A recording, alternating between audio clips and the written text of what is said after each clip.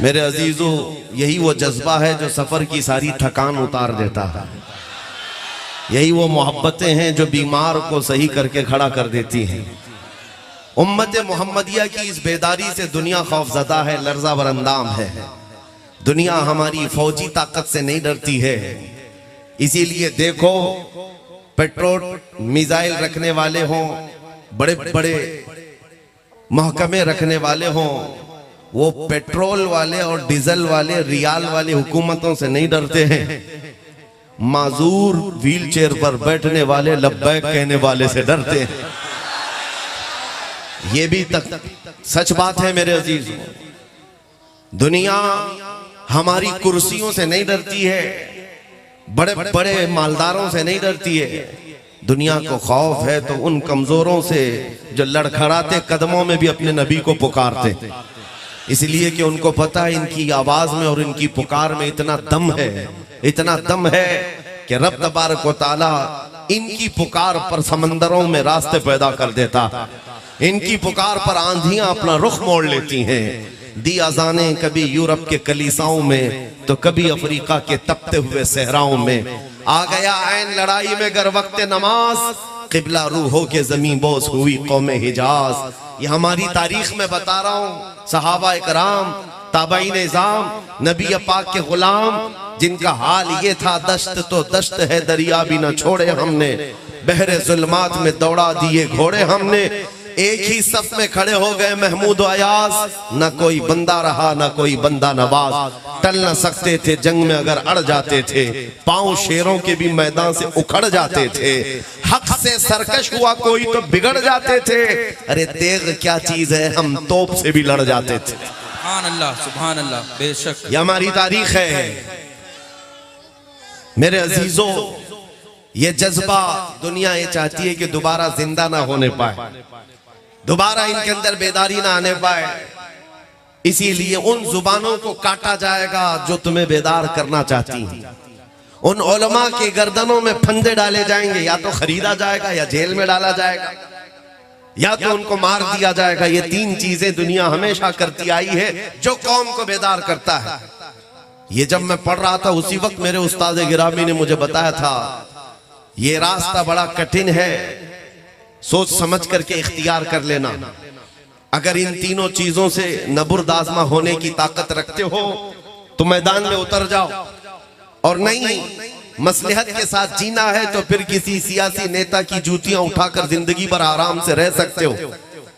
हमने ये तय किया, हमने तारीख देखी है, जूतियां उठाने वाले 40-40 साल तक नौकरी करते रहे, बूढ़े हो गए तो उनको मार्गदर्शन में बिठा दिया गया, जाओ अब तुम्हारा काम नहीं है, पार्टी में तुम्हारा काम नहीं, नए लोग हैं। लेकिन हुजूर पाक की गुलामी में हमने देखा है जो जितना बूढ़ा होता है इज्जत बढ़ती चली जाती है। सुभान अल्लाह, बेशक यहाँ इज्जत बढ़ती चली जाती है, और मोहम्मद के गुलामों में तो बुढ़ापा आ ही नहीं सकता। वाह वाह। क्या मेरे अजीजों, आपने यहाँ वो आंखें भी होंगी जिन्होंने ताजु शरिया को देखा होगा। 75 साल की उम्र में हुस्न जमाल का हाल ये था, 1 लाख नौजवानों को एक तरफ बिठाओ, आंखें उस तरफ नहीं जाएंगी, उस एक ताजु शरिया को देखना चाहिए। वजह क्या है, वो हुस्न पाउडर लाली मेकअप का नहीं था, वो कदमे मुस्तफा से मिला हुआ। इसीलिए मेरे अजीजों, मैं जो बात कहने जा रहा हूँ बड़ी जिम्मेदारी के साथ। जूनागढ़ की सरजमीन पर आने का बड़ा ख्वाब था, इसलिए कि यहाँ से हम वो ऐलान करें जिस ऐलान को सुनने के लिए बहुत सारे लोग इंतजार में होंगे। एक बात है, आज मैं ऐलान कर रहा हूँ, मुझे हैरत होती है, मैंने पढ़ करके देखा इसी सरजमीन से बहुत पहले ही ऐलान हो। जूनागढ़ आने के बाद पता चला यहाँ तकरीबन 50 साल पहले मर्द कलंदर शहजादा आला हजरत की आवाज आ रही थी, तुम आए छठी बाजी, फिर हुई रौनक ताजी, काबा हुआ फिर काबा, कर डाला था बुतखाना, या रसूल अल्लाह तू शम्मे रिसालत है, आलम तेरा परवाना, तू माहे नबुव्वत है, ऐ जलवे जाना ना। ये वो आवाज है जो जूनागढ़ की पहाड़ियों से निकली थी। तारीख जिनको पता है वो मालूम है, सरकार मुफ्ती आजम हिंद रदी अल्लाह तआला अन्हु की जमीन है, उन्होंने उसको दूसरा बरेली बना दिया था। जहां आकर के वो ईद भी कर रहे हो, मुहर्रम भी कर रहे हो, शब बारात भी कर रहे हो। मेरे अजीजों, ये इनकी मोहब्बत आज यहाँ देखने को मिलती है। इंतकाल किए हुए 50 साल से का अरसा भी गुजर जाए, लेकिन इश्क की जो शमा उन्होंने रोशन की है वो अभी मध्यम नहीं हुई है, वो लौ अभी जल रही है। इसी लौ को बढ़ाने की थोड़ी सी और आप जिम्मेदारी उठा लें, फिर एक इनकलाब आएगा मेरे अजीजों, एक इनकलाब, एक रेवोल्यूशन आएगा। इसलिए कि मुझे पता है ये कौम अगर दोबारा किसी पर उठ सकती है तो वो सिर्फ और सिर्फ ताजदार मदीना के नाम पे उठती है। सारे मसले मसाइल छोड़ दो, सारे मसले छोड़ दो। बहुत सारी मीटिंगें होती हैं, दानिश्वरों के सेमिनार होते हैं, इंटेलेक्चुअल कॉन्फ्रेंसें होती हैं, कौम मुस्लिम के हालात पर गुफ्तगू करते हुए सियासत में हम कैसे आएंगे, क़ियादत में हम कैसे आएंगे, एजुकेशन में कैसे बढ़ेंगे, खुराफात को कैसे निकालेंगे, नशा कैसे दूर किया जाएगा, आवारागर्दी, बेहयाई, इसको कैसे, शराब नोशी को कैसे दूर किया जाए। हजारों मसले हैं मेरे अजीजों, किस किस बात पर हम गुफ्तगू करें। एक उन्वान नहीं है, हजारों बीमारियां घर कर चुकी हैं। इसलिए हजारों बीमारियों का इलाज सिर्फ एक ही है कि मोहम्मद से वफा तूने। वाह वाह, बेशक एक ही इलाज है। इसीलिए इसी उन्वान पर हम बार बार बात करते हैं। एक यहूदी आलिम था, उसने कहा था मैंने डबल पीएचडी की है मुसलमानों पर, डबल पीएचडी। और उस किस बात पर वो पीएचडी कर रहा है?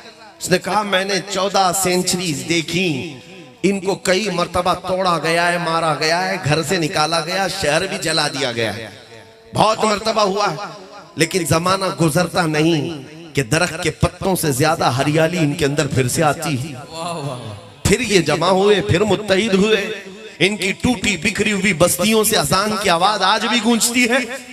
बगदाद तोड़ कर रख दिया था चंगेज ने, हलाकू ने, गरनाता टूट गया था, मराकश बर्बाद था, कहां कहां वीरानियां नहीं आई। फिलिस्तीन में पिछले 70 साल से खून की होली खेलते हैं जालिम। लेकिन वो यहूदी कहता है हमने 1000 बार इस दरख्त को तोड़ा है, लेकिन इसमें हरियाली न कम हुई थी न कम होती है। इस बात पर मैं रिसर्च करते हुए 2 बार पीएचडी किया, डबल पीएचडी।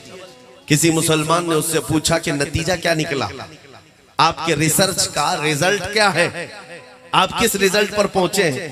उसने कहा कि ये राज की बात है, मेरे थीसिस ये कहते हैं कि इनको जब भी मारा गया, कत्ल किया गया, इनके बच्चे मार दिए गए, इनकी औरतें लूट ली गई, इनके घर तबाह किए गए, मस्जिदें, माबदें, खानकाहें जलाई गई, सब हुआ है, लेकिन दोबारा इनको जमा करने वाला इनका नेता नहीं होता, दोबारा इनको जमा करने वाला इनका नेता नहीं होता, इनका सियासी शऊर नहीं होता।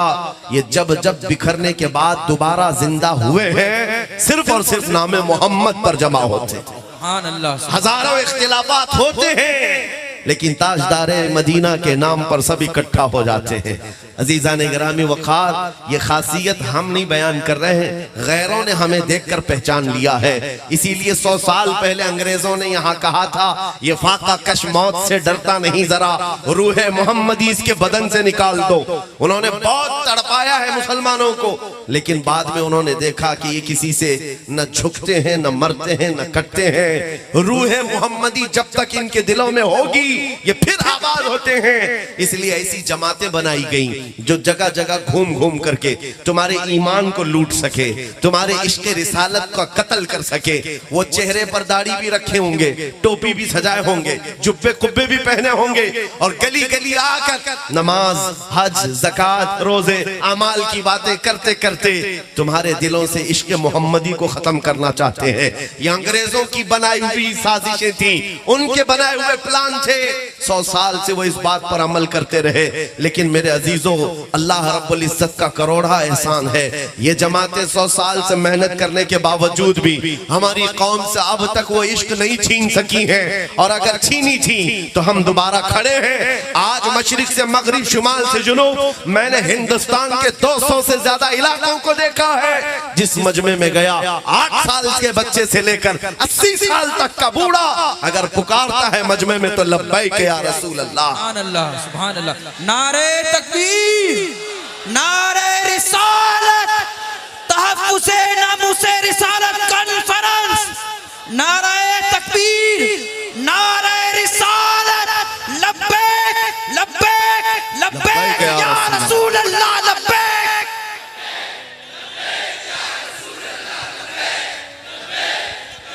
मेरे अजीजों, आपसे खिताब करना या जलसों से खिताब करना मैंने सिर्फ इसलिए इख्तियार किया है।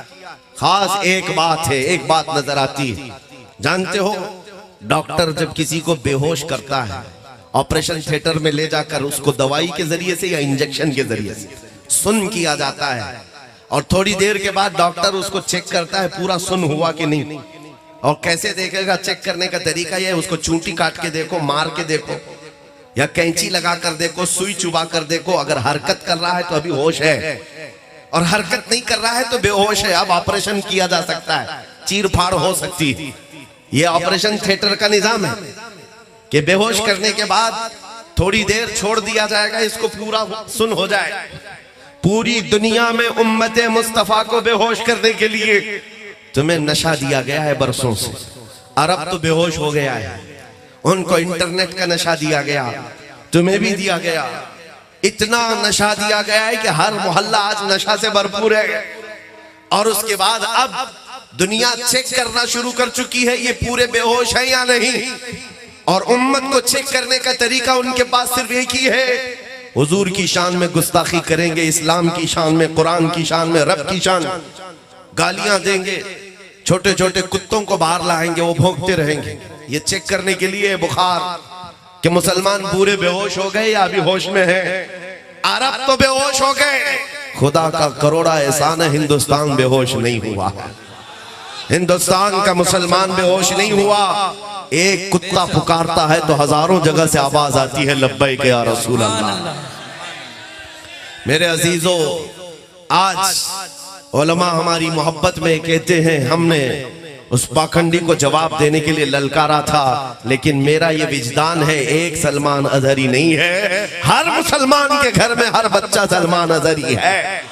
या और बात है, किसी की आवाज पहुंचती है और किसी की आवाज उसके घर तक है, लेकिन तुम्हारे जज्बों की मैं कदर करता हूँ। मुझे पता है 2 साल पहले जब दिल जल रहा था, एक कुत्ता भौंकता था हुजूर की शान में, दिल ये करता था अब डिबेट नहीं किया जाए, मुनाजरा नहीं किया जाए, मुकालमा नहीं किया जाए, आ जाओ सीधे मैदान में आमने सामने बात की जाए, तुम भी हक को पहचानने के लिए देख लो। ये हमारे जज्बे थे। लेकिन मेरे अजीजों, कोई प्लानिंग, कोई मंसूबा बंदी नहीं थी। एक नौजवान रमजान के मौके पर मेरे पास आया था, हिप्पी कट है, फटी जीन्स है, टैटू बनाया हुआ, कान में बाली, देखते ही लगता है आवारा है, कोई औबाश है। लेकिन आकर शर्मते हुए उसने कहा था, झिझकते हुए, मुफ्ती साहब एक बात करनी है आपसे। कहा, बता बेटा क्या है? उसने कहा, सुना है आप दिल्ली जा रहे हैं, आग में कूदने की बात किए हैं। मैंने कहा, तुझको इससे क्या लेना देना है, तू क्या चाहता है? कहा, मैं गुनहगार बहुत हूँ, लेकिन जब हुजूर पाक की मोहब्बत की बात में आप जा रहे हैं, पहले आप नहीं कूदेंगे, मुझे आगे कर देना। अगर जलना हो तो मैं जल जाऊंगा, हुजूर के नाम पर मैं जाने को तैयार हूँ। सच बताता हूँ मेरे अजीज हो, आंखों से उस दिन आंसू आ गए। इस उम्मत को हमने देखा है, ये गुनहगार तो हो गई है, लेकिन नबी की गद्दार नहीं है। नारे तकबीर, नारे रिसालत, लब्बैक या रसूल अल्लाह। जब तक ये जज्बा तुम्हारा होगा, हमारी जिंदगी हुजूर के लिए है, तो फिर मेरे अजीजों, बड़ी बड़ी ताकतों से तुम्हें डरने की जरूरत नहीं। हालात चाहे जैसे भी हो रहे हो, गुजर जाएंगे। चांद को भी गहन लगता है, लेकिन जब चांद का गहन छटता है तो फिर आबो ताब के साथ चमकता है। आज अगर इस जमात को गहन लगा है, आप क्या समझते हैं कामयाबी और तरक्की सिर्फ हुकूमत पर बैठने का नाम है? तख्त हासिल हो गया तो यही कामयाबी है? नहीं, कामयाबी अगर तख्त का ही नाम है तो क्या फिरौन बड़ा कामयाब आदमी है? नमरूद बड़ा कामयाब आदमी है? नहीं, सिर्फ तख्त पर बैठने का नाम कामयाबी नहीं है। इज्जत व वक़ार के साथ रब तबारक व तआला तुम्हें बेनियाज बनाकर रखा है। गैरों के सामने तुम्हारा सर नहीं झुकता रोटी कपड़े के नाम पर, तो सबसे बड़ी इज्जत तुम्हारे पास है, तुम्हारे पास है। आज भी अल्हम्दुलिल्लाह हमारा ये यकीन है, इस कौम को अगर कोई झुका सकता है तो सिर्फ एक ही नाम पर, जब अल्लाहु अकबर कहा जाए तभी ये कौम झुकती है, वरना किसी के बाप के नाम पर कभी भी नहीं झुकती। हकीकत है या नहीं? मस्जिदों में जाओ, कोई इमाम अपने बाप का नाम लेकर झुका पाएगा आपको? कहे अपने बाप के नाम से रुकू में चलो, सजदे में चलो, कोई नहीं जाएगा। लेकिन एक छोटा बच्चा भी हाफिज कुरान अल्लाह का नाम लेकर झुकाए तो बड़ा बड़ा मालदार भी सजदे में चला जाए। ये हमारी खासियत है, ये स्पेशलिटी है। ये मैं उनको सुनाना चाहता हूँ जो दौलत का लॉलीपॉप दिखा करके और 10 साल की हुकूमत का लॉलीपॉप दिखा करके कहे आ जाओ चरणों में सर रख लो, सब तुम्हारा है। ऐसे हालात हमने बहुत देखे हैं, बहुत देखे हैं। तुम्हारे पास वो आ सकता है जो पहले से गद्दार हो, जो नबी का वफादार है। तुम्हारे ये करोड़ों की ठोकर मारकर ये ऐलान तुम्हारे सर पर चढ़ करके कहेगा अपना सब कुछ गुंबद खजरा कल भी था और आज भी है, मेरे नबी से मेरा रिश्ता कल भी था और बतला दो गुस्ताख नबी को गैरत सुन्नी जिंदा है, उन पे मर मिटने का जज्बा कल भी था और ये यकीन के साथ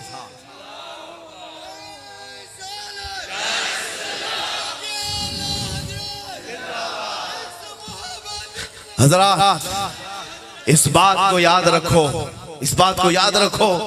अब हालात से डर करके जीने का क्या मतलब है? जिंदगी यूं ही गुजर गई है, बकिया जो है वो भी गुजर जाएगा, ये वक्त भी गुजर जाएगा, किसी पर ठहरता नहीं है वक्त। तागूती ताकतों और कुव्वतों को हमने नाचते हुए तारीख में देखा है। यजीद ने बहुत जुल्म ढाए थे, लेकिन अंजाम क्या हुआ? शिमर जिलजोशिन ने करबला में वो खून खेला था, लेकिन अंजाम क्या हुआ? चंगेज जानते हो जिसने 50 लाख लोगों का कत्ल किया है, उसका अंजाम क्या हुआ? हलाकू किस तरह बर्बाद हुआ। ये बड़े बड़े आए हैं, बड़े बड़े जो डिक्टेटर थे अपने जमाने के, हिलाको बर्बाद हो गए। अब तो ये कुछ भी नहीं है, ये हवाओं के झोंके हैं, इंशाअल्लाह हवाओं में ही बह जाएंगे। बस तुम्हारे ईमान का इस्तिकामत का इम्तिहान है। तुम अगर जमे रह गए अल्लाह की मदद आएगी। कुरान कहता है इन्नल्लज़ीना क़ालू रब्बुनल्लाह सुम्मा इस्तक़ामू ततनज़्ज़लु अलैहिमुल मलाइका अल्ला तख़ाफ़ू वला तहज़नू व अबशिरू बिल जन्नति अल्लती कुन्तुम तुअदून। बेशक वो लोग जिन्होंने ये कहा अल्लाह हमारा रब है, फिर उस पर जमे रहे। रब फरमाता है उन पर अल्लाह फरिश्ते उतारता है, वो ये कहते रहते फरिश्ते घबराओ मत, डरो मत, हम तुम्हें वो बशारत सुनाने आए हैं जो अल्लाह ताला का वादा है, तुम्हारे लिए जन्नत इंतजार कर रही है। अज़ीज़ान गिरामी वक़ार, आज अगर कोई तुम्हारे सामने ये मामलात आते हैं इस्तिकामत को ललकारने के लिए, तुम्हारे ईमानी हरारत में लग़ज़िश लाने के लिए, उस वक्त अगर किसी को याद करना तो बिलाल हबशी को याद कर लेना, खुबैब इब्ने अदी को याद कर लेना, खब्बाब इब्ने अरत को याद कर लेना। अपने बच्चों को रसूलुल्लाह के उन जानिसारों की तारीख याद दिलाओ कि बेटा सिर्फ हलवा पराठा खाने का नाम आशिक रसूल नहीं है, सिर्फ नान खटाई और पेड़े जलेबियां खाने का नाम सुन्नी नहीं है। सुन्नी कौन है? या रसूल अल्लाह सर कटाते हैं तेरे नाम पे मर्दाने आरा, वो हैं जिनके अंदर जज्बा भी हो। हालात अगर सख्त हो गए तो रसूल पाक सल्लल्लाहु अलैहि वसल्लम के नाम पर हम खाते तो रहे, अगर कभी वक्त आया मुसीबत उठाने का तो हम उसको भी झेलने के लिए तैयार रहे।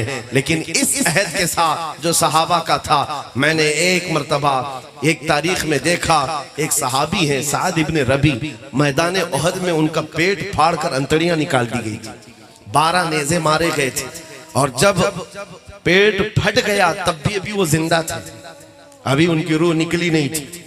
सहाबा ढूंढते हुए मैदान में उनको आए, कहा साद तुझे अल्लाह के रसूल ने सलाम कहा है, आखिरी सांसें चल रही हैं। उस वक्त जानते हो सहाबी का क्या कहना था? बल्लिगू मिन्नी सलाम, ऐ मेरे दोस्तों हुजूर को मेरा सलाम कह देना। और क्या कहते हैं? जाकर के अर्ज करना मैंने उनकी हिफाजत का हक अदा नहीं किया। जिसका पेट फट गया हो, अंतड़ियां निकल गई, और वो कहता है रसूलुल्लाह की हिफाजत का हक अदा नहीं किया, तो हम यहाँ आराम से खर्राटे लेकर के हुजूर की इज्जत की हिफाजत का हक अदा कर रहे हैं।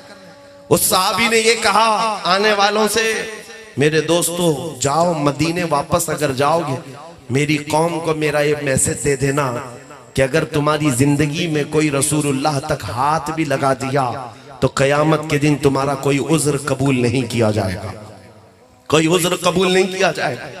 मैं ये पढ़ते हुए कभी आलम तस्वुर में उन सहाबा को पूछता हूं, क्या दर्द नहीं होता, क्या तकलीफ नहीं होती? पेट फट जाए, तुम्हारे सामने बच्चों का कत्ल हो जाए, कैसा जिगरा था आपका, कैसे इम्तिहानात को निकाल लेते थे, पार कर लेते थे। वो सहाबा का एक ही नारा है, हर जुल्म हर सितम गवारा है, या रसूल अल्लाह बस तू कह दे कि तू हमारा है। हर जुल्म हर मुसीबत गवारा है, उनका ये ईमान था। जानते हो मेरे अजीजों, एक खातून हुजूर के दरबार में आई 1.5 साल का बच्चा लेकर, कहा आका इसको भी जिहाद में ले चले जाए, जंग में अगर मेरे बच्चे की काम आ जाए तो ले जाए। हुजूर ने फरमाया 1.5 साल का दूध पीता बच्चा क्या किया जाए? वो खातून कहती है मेरे घर में इसके अलावा कोई नहीं, मेरा शोहर शहीद हो गया। मदीने की खवातीन अपने अपने जवान बेटे आपके साथ भेज रही हैं, मैं 1.5 साल के बच्चे को लेकर घर में बैठी तो बेकरारी बढ़ गई कि नबी की बारगाह में मेरा कुछ नहीं, मैं कुछ नहीं पेश कर सकती, यही लेकर आई। फिर कहती खातून का ईमान तो देखो, कहती आका मुझे पता है मेरा बच्चा तीर तलवार नहीं चला सकता, आप अपने सहाबा के हाथ में दे दें, जब दुश्मनों की तरफ से तीर चले मेरा बच्चा ढाल के काम तो आ सकता है, मेरा बच्चा ढाल के काम आ सकता है। तीर आएंगे तो मेरा बच्चा अपने सीने पर लेकर आपके सहाबा की हिफाजत करेगा। मैं सोचता हूं क्या जिगरा था उन माओं के अंदर, वो कैसी फिदाई थी हुजूर की मोहब्बत में। एक खातून मैदान में आई है, ओहद के मैदान में, उसका बेटा शहीद हो गया, हुजूर से इजाजत मांगती है आका अगर आप कहें तो मैं बेटे को देखूं। कौन है वो माँ जिसको उसके जवान बेटे की मौत की खबर दी जाए तो वो खामोश रहती हो? हमारा हाल तो यह है, मातम करने लग जाए, औरतें कपड़े फाड़ लें जिसका जवान बेटा गया हो, अकलौता बेटा जिसका गया हो। कमाल की मोहब्बत है उस खातून की। आई कहा आपका हुक्म हो तो मैं बेटे को देखूं। हुजूर ने फरमाया जा देख ले। वो औरत, वो मदीने की खातून अपने बेटे को देखने आई, उसका जुब्बा उठाया और पीठ पर हाथ फेरने लगी, और उसके बाद फिर लिटाया लाश को, फिर उसके बाद सजदा शुक्र अदा कर रही है। खड़े सहाबा ने पूछा बीबी ये क्या कर रही है? ये इंतकाल किया हुआ शहीद बेटा, इसको क्या कर रही? नम आंखों से आंसू पहुंचते हुए खातून कहती है जब मेरा जवान, मेरा ये लाल घर से निकल रहा था तो मैंने इसको वसीयत की थी कि बेटा रसूलुल्लाह के साथ जा रहा है, अगर हालात सख्त हो गए तो हुजूर को छोड़कर भागना मत, मैदान छोड़कर भागना मत, और अगर तू भागते हुए मारा गया तो मैं अपना दूध माफ नहीं करूंगी, मैं अपना दूध नहीं माफ करूंगी। हुजूर को छोड़कर भागा तू।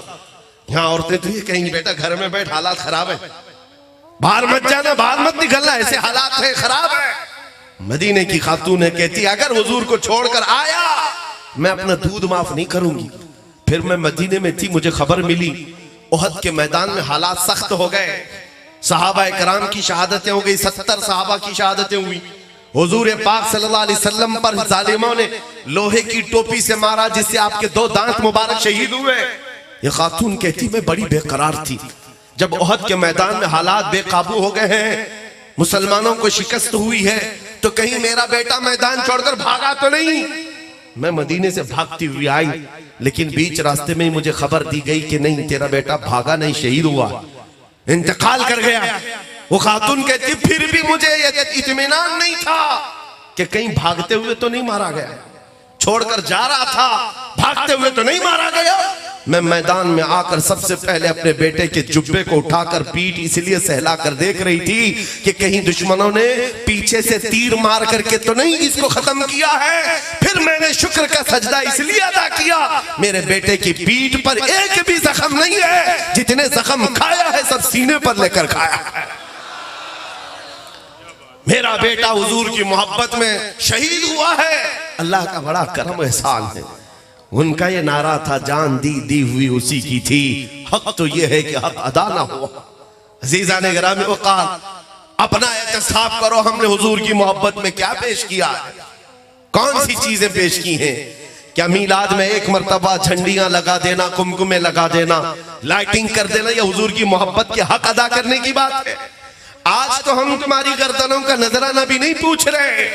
बात तो सिर्फ इतनी है कि जब कुत्ते भौंक रहे हो हुजूर की शान में और हुजूर के अखलाक को खत्म करने की बात आ रही हो, और उस वक्त हमारा नौजवान रात भर पबजी खेलता है, उस वक्त रात भर हमारा बच्चा इंटरनेट पर अपने वक्त गुजारता है तो दर्द तो होता है मेरे अजीजों, दर्द तो होता है। तुम्हारे घर को आग लगाई जा रही है और तुम मुजरे करने पर बैठे हो टिकटॉक पर। यह कैसी जिंदगी है? क्या ये ज़ेब देता है किसी के घर से जनाजा निकल रहा हो और वो नाच गाने कर रहा हो, भंगड़े में मसरूफ हो? ये पूरी दुनिया में अखलाकी नहीं कहा जा सकता। इसलिए मैं आपसे कहता हूं, जगह जगह के थक चुके हैं तुम्हें ये हंगामे। उठो, नशाते लज्जते ख्वाबे गिरा बदल डालो। गलत रवि से मनाजिल का बौद बढ़ता है, मुसाफिरों रविशे कारवां बदल डालो। उठो, वो गर न हश्र न होगा फिर कभी, दौड़ो के जमाना चाल अपनी चल गया।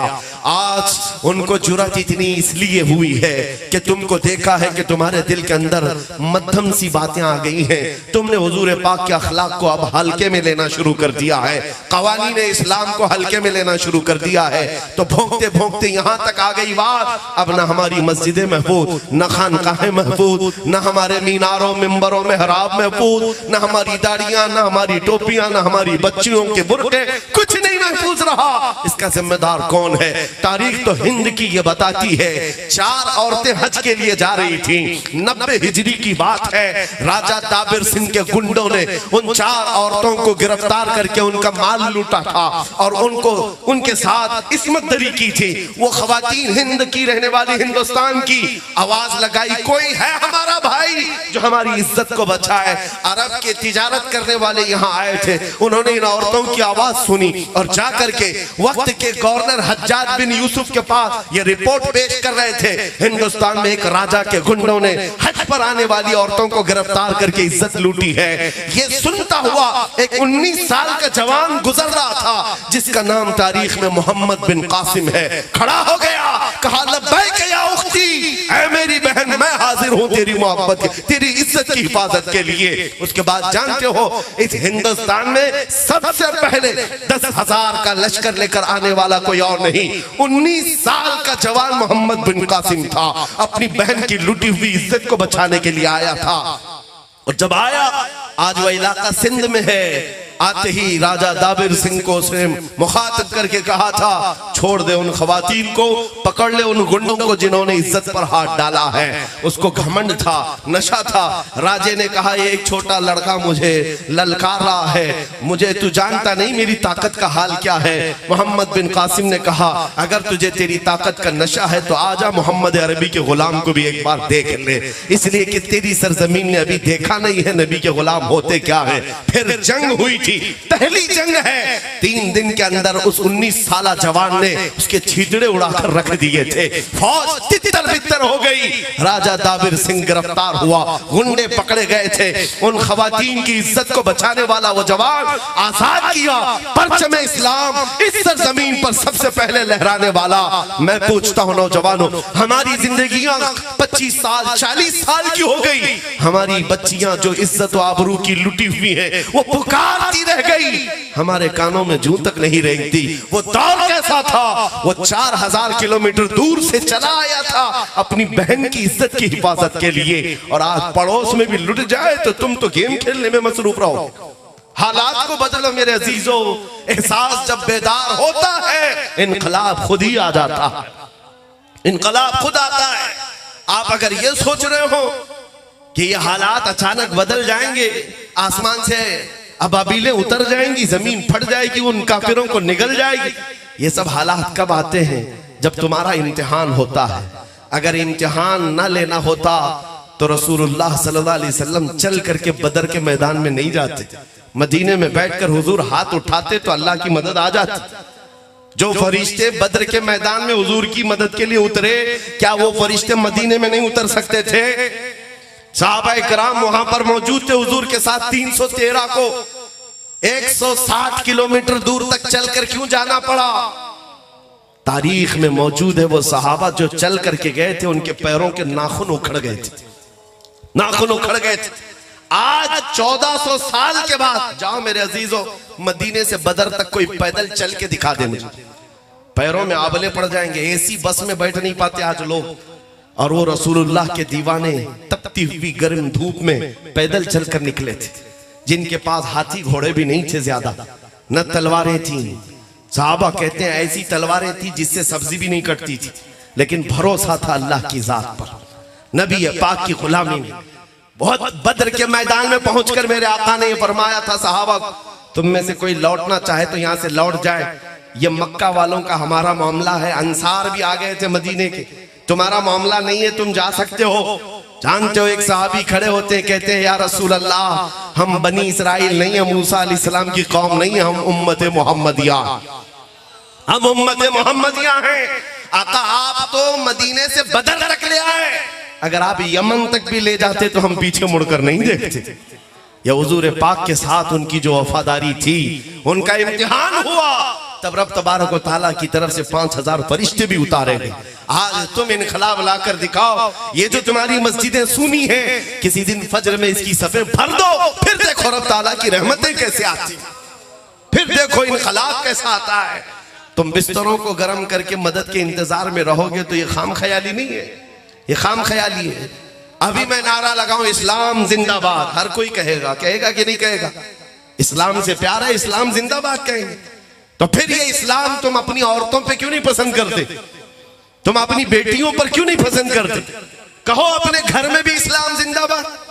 अपनी शादियों में, शादी हॉलों में जाकर देखो तो दूर दूर तक इस्लाम दिखता ही नहीं, फिर किस इस्लाम को जिंदाबाद कह रहे हैं? अपने घरों से जब निकाल दिया है तो फिर जालिमों से क्या तवक्को, क्या उम्मीद? मुझे रहजनों से गरज नहीं, तेरी रहबरी का सवाल है। इसलिए मेरे अजीजों, इनकलाब तुम्हारे घर से आएगा। उनकी इतनी हिम्मत नहीं है कि मस्जिदों को, माबदों को बुत खाना बना दे। तुमने जब छोड़ दिया है इन मस्जिदों को वीरान, तो हमारे यहाँ एक मुहावरा है, जब मैदान खुला रहता है तो वहां कुत्तों का राज हो जाता है। मैदान में चलते फिरते रहोगे तो कुत्ते नहीं बैठते, और जब खाली छोड़ दिया जाता है तो सब जमा होते। तुमने ये सब चीजें खाली कर दी, इसलिए आओ मेरे अजीजों, ये आज अज़्म मुसम्मम कर ले। हम इनकलाब ला सकते हैं तो चाकू, छुरी, तलवार, बारूद, बंदूक, इन सब से नहीं, अखलाक़े मुस्तफ़ा से ला सकते हैं। इनकलाब आएगा हुजूर पाक की मोहब्बत से आएगा। जामा इश्क मोहम्मद जो पहन लेता है, हर खार को वो फूल बना लेता है। हुजूर पाक सल्लल्लाहु अलैहि वसल्लम की मोहब्बत का जामा जो पहन लिया, मेरे अजीजों, ताकत इतनी हो जाती है उसके पास, असर इतना होता है, आपको हथियारों की जरूरत नहीं पेश आएगी। जामा इश्क मोहम्मद पहनकर गली में घूमने लग जाए, ऐसे ही कई कीड़ों की मौत आ जाए, सिर्फ तुम्हारी खुशबू से कई कीड़े मर जाए। हम यही चाहते हैं। 100 साल गुजर गए, बरेली के इमाम ने जो कलम चलाया था ना, नजदी किलों में आज भी जलजला है या नहीं है? नाम से घबराहट है, खौफ है। उन्हें पता है कलम के अंदर इतनी ताकत थी कि बरेली में बैठकर लिखे हुए एक एक लफ्ज का असर ऐसा है कि आज भी जब पढ़ा जाता है तो ईमान भी ताजा होता है, और कई लोगों के पेटों में मरोड़ भी शुरू हो जाता है। हर मिलाद में देखो हमारे जवान कहते हैं, हश्र तक डालेंगे हम पैदाइशे मौला की धूम, मिस्ल फारस नजद के किले गिराते जाएंगे, खाक हो जाए अदू जलकर, मगर हम तो रजा दम में, जब तक दम है जिक्र उनका सुनाते जाएंगे। और सुन्नियों को सब पता है, मुझे मालूम। आला हजरत देखा है आपने? आला हजरत को किसी ने देखा है? कोई नहीं होगा यहाँ देखा हो, शायद बाप ने भी नहीं देखा होगा, वो तीसरी पीढ़ी हो सकती है, कोई नहीं है देखा हुआ। लेकिन कलाम का असर ऐसा है, कलाम का ऐसा असर है। मदरसे नहीं गए होंगे, कई लोग पढ़े लिखे नहीं होंगे, तब भी मैं ये आधा जुमला बोलता हूं, दूसरा जुमला तुम्हारा इश्क बोलता। वो जो न थे तो, वो जो न हो तो, ये जवाब कहां से आ रहा है? ये ईमानी जवाब। आला हजरत ने ऐसा जोड़ रखा है तुम्हें नबी पाक से, हुजूर के बारे में अकीदा दिया है, वो जो न थे तो और वो जो न हो तो, ये अकीदा है मेरे अजीजों। ये पिला करके गया है उस शहे अहमद रजा ने। 100 साल तक भी यह असर बाकी है, और आज भी खानदान में वो मौजूद है मेरे अजीजों। वो खानदान को अल्लाह ताला सदा सलामत रखे, जहां से आने वाला हर एक इश्क की शमा रोशन करता गया। शहजादा भी कोई कम थोड़ी ना था, और इश्क पिलाया ऐसे, जूनागढ़ वालों को इतना पिलाया, तकरीबन 33 मरतबा, 45 मरतबा, 35 मरतबा शहजादे आला हजरत का यहाँ पर नुज़ूल, आना जाना। मेरे अजीज हो, आपको पता है जिस घर में चूहे ज्यादा होते हैं ना, स्प्रे मारने की जरूरत नहीं होती। दवाई रखते हैं चूहों के लिए लोग जहरीली, मैं कहता हूं नहीं, ये दवाई रखने की जरूरत नहीं, स्प्रे मारने की जरूरत नहीं, एक बिल्ली पाल लो बस काफी। बिल्ली की आवाज से ही चूहे भाग जाते हैं। इसीलिए मैं कहता हूं मेरे अजीजों, जिन इलाकों में उलमाए अहले सुन्नत का आना जाना हमने देखा है, वहां गद्दार चूहों का कोई दखल नहीं होता। वो इलाके महफूज नजर आते हैं, वो इलाके महफूज नजर आते हैं। ये इश्क जो सिखाया गया है तुम्हें मेरे अजीजों, इसको और बढ़ाने की जरूरत है, इसको और बढ़ाने की जरूरत है। आज जिस बात की हमें जरूरत है वो एक इनकलाब, जो मैं नौजवानों से चाहता हूं, छोड़ दो ये फिल्मी दुनिया को, छोड़ दो इन तमाम ग्लैमर की दुनिया को। तुम्हें टिकटॉक पर बुलाकर स्टार बनाने के जो दावे किए जा रहे हैं हरगिज सच्चे नहीं है, सच्चे नहीं है। दुनिया तो तुम्हें ऐसा बनाना चाहती है कि ना तुम मर्द रहो ना औरत रहो। दुनिया तो तीसरी मखलूक बनाना चाहती है, और बनते भी हैं बहुत सारे लोग, शौक से बनते हैं। देखो इनको कानों में बालियां भी पहन लिया, हाथों में चूड़ियां भी पहन लिया, सर में चोटी भी रख लिया, अंदर से मर्द ये बाहर से कुछ और दिखता है। ये दुनिया तुम्हें बना रही है और तुम शौक से बनते जा रहे हो। औरतों को नंगा कर दिया, कपड़े निकालो, कम से कम पहनो। पूछो इनसे क्यों, कहा ये फैशन है, जितने कम कपड़े पहने उतना फैशन है। तो हम तो ये कहते हैं इसके एतबार से देखा जाए तो भैंस सबसे ज्यादा फैशनेबल है, वो कुछ भी नहीं पहनती, कुछ भी नहीं पहनती। जानवर बना रहे और फैशन कह रहे हो, पूरे जिस्म की नुमाइश ये फैशन है।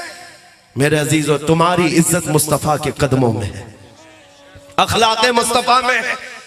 ये जो धक्के खाने की आदत हमारी हुई उसकी वजह यही है कि दुनिया ने तुम्हें कुछ और ही पढ़ाया है, तुम्हें कुछ और ही पढ़ाना शुरू कर दिया है। हिस्ट्री के नाम पर पता नहीं कैसे कैसे चूहों की तारीफ पढ़ाई गई। मैं कहता हूं मेरे अजीजों, जो बीमार आदमी भी हो ना, हमारा बीमार बच्चा भी हो, इसको सही करना हो तो खालिद बिन वलीद की तारीख पढ़ो, सलाहुद्दीन अय्यूबी को पढ़ाओ, शहाबुद्दीन गौरी को पढ़ाओ। और दुनिया ये नाम लेना भी नहीं चाहती, धीरे धीरे ये नाम खत्म कर दो। मुसलमानों में ये नाम जब आएंगे इनको शौक होगा, फिर बेदारी आएगी, फिर इनकलाब आएगा। इसलिए बार बार ये कुरेद करके तुम्हें ये कहा जाता वो जालिम था, ये जालिम था, फला जालिम था, महमूद गजनवी जालिम था, औरंगजेब जालिम था, सब जालिम थे। तुम्हारे दिलों में ये बात आ जाए, क्यों? उन्हें पता है कि इनकी तारीख की तरफ ये जाए तो फिर ये आशिक रसूल बन करके निकलेगा। सलाहुद्दीन को अगर पढ़ाया जाए तो सलाहुद्दीन एक बादशाह का नाम नहीं है, सिर्फ एक जर्नैल का नाम नहीं है, उस अजीम आशिक रसूल का नाम है जिसने बैतुल मुकद्दस को फतह किया था, दौलत के लिए नहीं। जब फतह किया था तो जानते हो मेरे अजीजों, बीमार हो गया तो रोने लगा सलाहुद्दीन। लोगों ने पूछा क्यों रोते हो? कहा मैंने मन्नत मांगी थी कि बैतुल मुकद्दस फतह हो जाए तो मैं हज के लिए जाऊंगा, लेकिन मेरे पास हज के जाने के पैसे नहीं। वो सलाहुद्दीन है, हज पे जाने के पैसे नहीं है। और वो ऐसा आशिक रसूल कि एक बार खबर आई थी, एक जालिम बुर्निस नाम का ईसाई सिपह सलाह मुसलमानों के काफिले को लूटा और मारने लगा। और मारा तो मारा, लूटा तो लूटा, लेकिन कहता जाता था हर मार पे बुलाओ मोहम्मद को, कहां है? बुलाओ मोहम्मद को, बचाने क्यों नहीं आते? मुआज़ल्लाह रब्बिल आलमीन बार बार हुजूर का नाम लेकर ताना देता। वो मुसलमान मारे गए, लूटे गए। फिर खबर सलाहुद्दीन तक आई कि बुर्निस नाम का वो सिपह सालार ईसाइयों का, उसने ऐसी हरकत की है। सलाहुद्दीन की एक आदत थी, जंगी कैदियों को बहुत आजाद करता था, बहुत आजाद किया है। 1 लाख से ज्यादा लोगों को आजाद किया है जो कैद में आए थे। लेकिन ये वो जमाना था जब सलाहुद्दीन अय्यूबी सख्त बीमार, और ऐसा बीमार कि मौत के आसार नजर आ रहे थे, जिसको मरगुल यानी मरगुल मौत कहते हैं। मौत की बीमारी में सलाहुद्दीन कपकपाते हुए हाथों से दुआ किया था, मौला बस जिंदगी इतनी और बढ़ा दे कि मैं बुर्निस को उसका अंजाम बता दूं, मैं बता दूं, इतनी जिंदगी और दे दे। और उसके बाद 2.5 साल का अरसा गुजरा बीमारी के आलम। फिर वो दिन आई गया जब इफाका हुआ, सेहतयाब हुआ। जैसे ही पैरों पर खड़ा हुआ, फौजें भेज दी मुकाबले के लिए जगह जगह। और फिर आखिर वो वक्त आ ही गया, बकरे की अम्मा कब तक खैर मनाएगी, एक दिन तो बकरीद आकर रहेगी। वो बुर्निस तो गिरफ्तार हुआ और सिपाहियों के हाथों कैद होकर जब सलाहुद्दीन के पास पहुंचाया गया, पूछा सलाहुद्दीन ने मेरे बारे में क्या गुमान रखते हो? कहा तुम्हारी तारीख है, तुमने बड़े बड़े हमारे कैदियों को माफ किया है, आजाद किया है, मैं भी यही उम्मीद रखता हूं। सलाहुद्दीन ने कहा हरगिज नहीं, मैंने हजारों को माफ किया है, लेकिन तुझे अगर माफ कर दिया तो अल्लाह का अजाब आ जाएगा। सुन, गर्दन पर तलवार रख करके सलाहुद्दीन ने कहा 2.5 साल पहले तूने उन मुसलमानों को मार करके पुकार कर कहा था बुलाओ मोहम्मद कहाँ है, देख मोहम्मद रसूलुल्लाह ने मुझे भेजा है तेरी गर्दन लेने के लिए। अजीजान गिरामी वक़ार, उस आशिक रसूल की जिंदगी पढ़कर आंखें उस वक्त भीग जाती हैं। बुर्निस को तो उसके अंजाम तक पहुंचा दिया, लेकिन उसके बाद लड़खड़ाते कदमों से पहले बिस्तर पर आकर सो गया। उनके खादिमे खास कहते हैं 2.5 साल तक बीमारी के आलम में एक दिन भी एक रात भी सलाहुद्दीन पैर फैलाकर बिस्तर पर नहीं सोया, मट्टी पर सोता था। जब हम उठाते थे बिस्तर पर आ जाओ, तड़प कर कहता मेरे नबी को कोई गाली दे रहा हो और मैं बिस्तर पर सोऊं, ये मुझे ज़ेब नहीं देता, मुझे सलाहुद्दीन नहीं कहा जाए। ये ईमान था।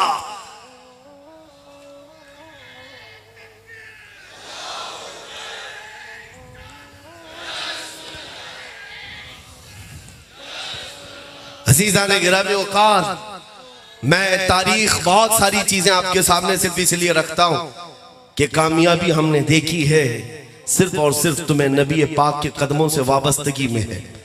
अपने दिल का है उन्हीं से आराम, सौंपे हैं सब उन्हीं को काम। लो लगी है कि उस दर के गुलाम, चाहे दर्द रजा करते हैं। आओ बरेली के इमाम ने 100 साल पहले जो दावत दी थी कौम को, वो दावत मैं तुम्हें देता हूँ। सुना जंगल रात अंधेरी, छाई बदली काली है, सोने वालों जागते रहियो, चोरों की रखवाली है। आंख से काजल साफ चुरा ले, या वो चोर भला के हैं, तेरी गठरी ताकी है और तूने नींद निकाली है। इस दुनिया का हाल ये है, शहद दिखाए जहर पिलाए, कातिल डाइन शोहर कुश, इस मुर्दार पे क्या ललचाए, दुनिया देखी भाली है। आज तुम्हें जो लॉलीपॉप दिखाए जाते हैं ये वो शहद है जो हकीकत में जहर है। बुलाया जाता है आजा मेरे पास, दरबार में आजा, तुझे इज्जत दी जाएगी। उसकी गुलामी छोड़ दे, इसकी पार्टी छोड़ दे, सख्ता हमारे पास है, ताकत हमारे पास है। इन दर बदलू लोगों ने तो हमें बहुत कुछ सिखा दिया, जो रोज बदलते हैं ना, इनसे पूछो जाकर के मियाँ अभी तो कल आप उस पार्टी में थे, आज यहाँ आ गए। वो कहेंगे नहीं सकता, यहाँ है हुकूमत, यहाँ रहोगे तो फंड भी मिलेगा, काम भी होगा, पैसा भी होगा। तुमने बहुत अच्छी बात सिखाई है, जिसके पास ताकत होती है उसके पास जाने में फायदा होता है। तो सुनो कान खोलकर, हम सुन्नियों का मिजाज ये है, हम ताकत और कुव्वत का मालिक 5 साल वालों को नहीं समझते, उस हसीन गुंबद खजरा के मालिक को जहां में उनकी चलती है। वो दम में क्या से क्या कर दे, जमीन को आसमां कर दे, सुरैया को सरा कर दे।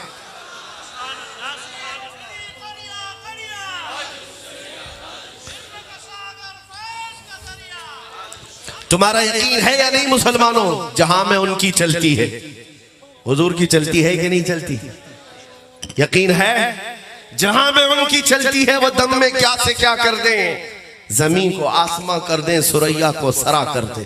आओ फिर मैं अपने उसी उन्वान को खत्म करने पर आ रहा हूं, बात कंप्लीट करता हूं।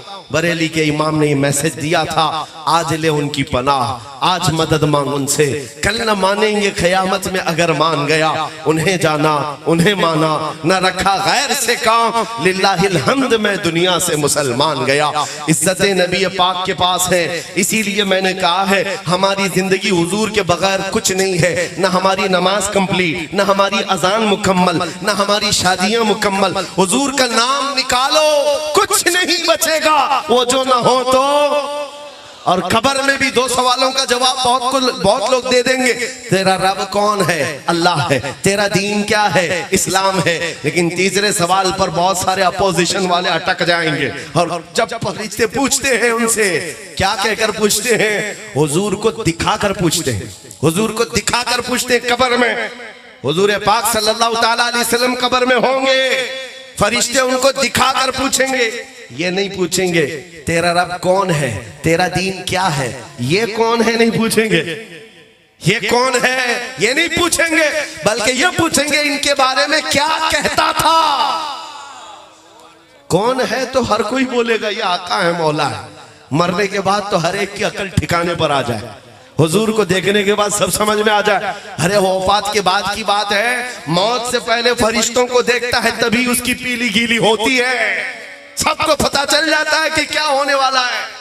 और मौत के बाद तो हुजूर को देखने के बाद इनकार कौन करे, लेकिन फरिश्ते उस वक्त कब्र में ये नहीं पूछ रहे लब्बैक लब्बैक लब्बैक या रसूल अल्लाह, लब्बैक लब्बैक लब्बैक या रसूल अल्लाह, लब्बैक लब्बैक लब्बैक या रसूल अल्लाह, लब्बैक लब्बैक लब्बैक या रसूल। कब्र का जब ये हाल है, कब्र का जब ये हाल है, बखुदा खुदा का यही है दर, नहीं और कोई मफर मकर, जो वहां से हो यही आके हो, जो यहां नहीं तो वहां नहीं।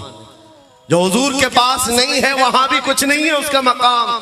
हश्र के मैदान में भी देखा है, जाओगे कहां कहां जाओगे, जाओ आदम अलैहिस्सलाम से लेकर ईसा अलैहिस्सलाम तक, हर नबी का यही फरमान होगा इज़हबू इला गैरी, जाओ मेरे अलावा किसी और के पास। एक ही तन्हा शख्सियत है जो कहेगी आजा मेरे पास, मैं शफाअत के लिए बैठा हूं, वो मोहम्मदुर रसूलुल्लाह की जात है, जिनके लब पर अना लहा होगा। इसी को कहते हैं बरेली के इमाम खलील और नजी मसीह व सफी, सभी से कहीं न बनी, खलील और नजी मसीह व सफी, सभी से कहीं न बनी, ये बेखबरी की खल्क फिरी, कहां से कहां तुम्हारे लिए या रसूल अल्लाह, दहन में जुबान तुम्हारे लिए, बदन में है जान तुम्हारे लिए, हम आए यहाँ तुम्हारे लिए, उठे भी वहां जिना में चमन, चमन में समन, समन में फबन, फबन में दुल्हन, सजाए मेहन पे ऐसे मिनन, ये अमनो अमा तुम्हारे लिए, जमीनो जमा तुम्हारे लिए, मकीनो मकान तुम्हारे लिए, चुनीनो चुना तुम्हारे लिए, बने दो जहां तुम्हारे लिए। ये सिर्फ एक नात नहीं, एक अकीदा है सुन्नियो। तुम्हें दुनिया बार बार ये कहती है हमारी लाइफ है, हमें अपनी मर्जी से एंजॉय करना चाहिए, लेकिन बरेली का इमाम कहता है तुम्हारी लाइफ नहीं है, तुम्हारी मर्जी से नहीं जीना है। जिंदगी ये नहीं किसी की किसी के लिए, जिंदगी है नबी की नबी के लिए। ना समझ मरते हैं जिंदगी के लिए, जीना मरना है सब कुछ नबी के लिए। इसीलिए उनकी साथ को पहचानो, हो ना ये फूल तो बुलबुल का तरन्नुम भी ना हो, चमने दहर में कलियों का तबस्सुम भी ना हो ना ये साकी तो मैं भी ना हो, खुम भी ना हो, बस में तौहीद दुनिया में ना हो, तुम भी ना हो। खीमा अफलाक का इस्तादा उसी नाम से है, नबज़ हस्ती तपशामादा उसी नाम से है, दश्त में दामने कोहसार में मैदान में है, बहर में मौज की आगोश में तूफान में है, चीन के शहर मराकश के बयाबान में है, और पोशीदा हर मुसलमान के ईमान में है। या रसूल अल्लाह तू जो न था, वो जो न थे तो, और वो जो न हो तो, जान है वो जहान की, जान है तो जहान है कि मोहम्मद से वफा तूने, तो हम तेरे हैं, ये जहां चीज है क्या लाहो कलम तेरे हैं। सुनियो इस यकीन के साथ आज जूनागढ़ की सरजमीन से उठना, तुम्हें कोई कितना भी बुलाए ये नहीं दे सकता तुम्हें, ना कोई तुम्हारा मसीहा है। आज हुकूमत करने वाली पार्टी भी मसीहा नहीं, अपोजिशन में बैठने वाली पार्टी भी मसीहा नहीं। हो सकता है चंद दिन हमारे जज्बात से कोई खेल ले और तुम्हें बुलाए, आओ हम ये देते हैं, आओ हम तुम्हारे साथ खड़े हैं। हमने सब देख लिया, तुम कहां कहां खड़े हो, हमारे बच्चे लुट गए तब भी हमारे साथ खड़े होने वाला कोई नहीं, हमारी मस्जिदें लूट ली गई हमारे साथ खड़े होने वाला कोई नहीं। पूरी सरजमीन पर हमारी बात करने वाला मैदान में हो कि पार्लियामेंट में हो कोई नजर नहीं आता। सब अपने अपनी मर्जी के एतबार से सेकुलरिज्म का राग अलापते हुए उन लोगों की तो बात कर सकता है, 20 करोड़ 25 करोड़ मुसलमानों के जज्बात की तर्जुमानी करने वाला कोई नजर नहीं आता। इसलिए मैं कहता हूं कहां तुम खोए हुए हो, कहां तुम खोए हुए हो, किस पर आस लगाए बैठे हो। ये दुनिया के कुत्ते तुम्हें क्या दे सकते हैं, कौन देता है, देने को मुंह चाहिए, देने वाला है सच्चा हमारा नबी। नारे तकबीर, नारे रिसालत, नारे हैदरी, नारे हैदरी, इश्क मोहब्बत, इश्क मोहब्बत, लब्बैक लब्बैक लब्बैक या रसूल अल्लाह लब्बैक लब्बैक लब्बैक या रसूल अल्लाह लब्बैक। सरकार मुफ्ती आजम हिंद के इसी कलाम पर गुफ्तगू खत्म करता हूँ। क्या बेहतरीन हमें पैगाम दिया था। दुनिया आज हमें ये टोचन मारती है, ताने मारती है। तुम अगर सच्चे हो तो इतने मारे क्यों जाते हो, तुम इतने काटे क्यों जाते हो। फिलिस्तीन में तुम्हारा कत्ल क्यों इतना ज्यादा, इराक में, शाम में, यमन में, फिलिस्तीन और अरब में, अफगान में, बर्मा में, हर जगह तुम काटे क्यों जाते हो। ये बार बार जो सवाल होता है, क्यों मारे जाते हो, क्यों काटे जाते हो। उन जालिमों को ऐ नौजवानों जवाब इतना देना। मुफ्ती आजम ने हमें सिखाया था, हम परवाने हैं मोहम्मदुर रसूलुल्लाह के, तू शम्मे रिसालत है, आलम तेरा परवाना। और जो परवाना होता है वो मरने के लिए ही पैदा होता है, जीने के लिए नहीं आता है। परवाने की जिंदगी अपनी शमा की मोहब्बत में घूम घूम कर अपनी जान दे देना। और अगर हम किसी सरजमीन पर काटे जाते हैं, मारे जाते हैं, तो एक बात याद रखो, हमारे मर जाने से इस्लाम खत्म नहीं होता। इस्लाम को खत्म होना था तो करबला में खत्म हो जाता, लेकिन इस्लाम की ये सच्चाई है, इस्लाम जिंदा होता है हर करबला के बाद। लब्बैक या रसूल अल्लाह। न घबराओ मुसलमानों, अभी खुदा की शान बाकी है, अभी इस्लाम जिंदा है, अभी कुरान बाकी है। ये जालिम काफिर क्या समझते हैं जो रोज हमसे उलझते हैं। अभी तो करबला का आखिरी मैदान बाकी है, कुछ देर की खामोशी है, फिर शोर आएगा। आज कुत्तों का वक्त है, कल हमारा दौर आएगा। लब्बैक या रसूल अल्लाह। चीज़ों को जिंदगी भर हुजूर जाने आलम सल्लल्लाहु ताला अलैहि वसल्लम ने न सिर्फ ये कि अपने गुलामों को बताया, बल्कि हुजूर ने उन पर अमल भी किया और कभी भी उनका तर्क नहीं किया। उन मामलात में भी सुस्ती का शिकार। बुनियादी चीज़ और अहम तरीन जो ज़िंदगी का अमल है वो नमाज।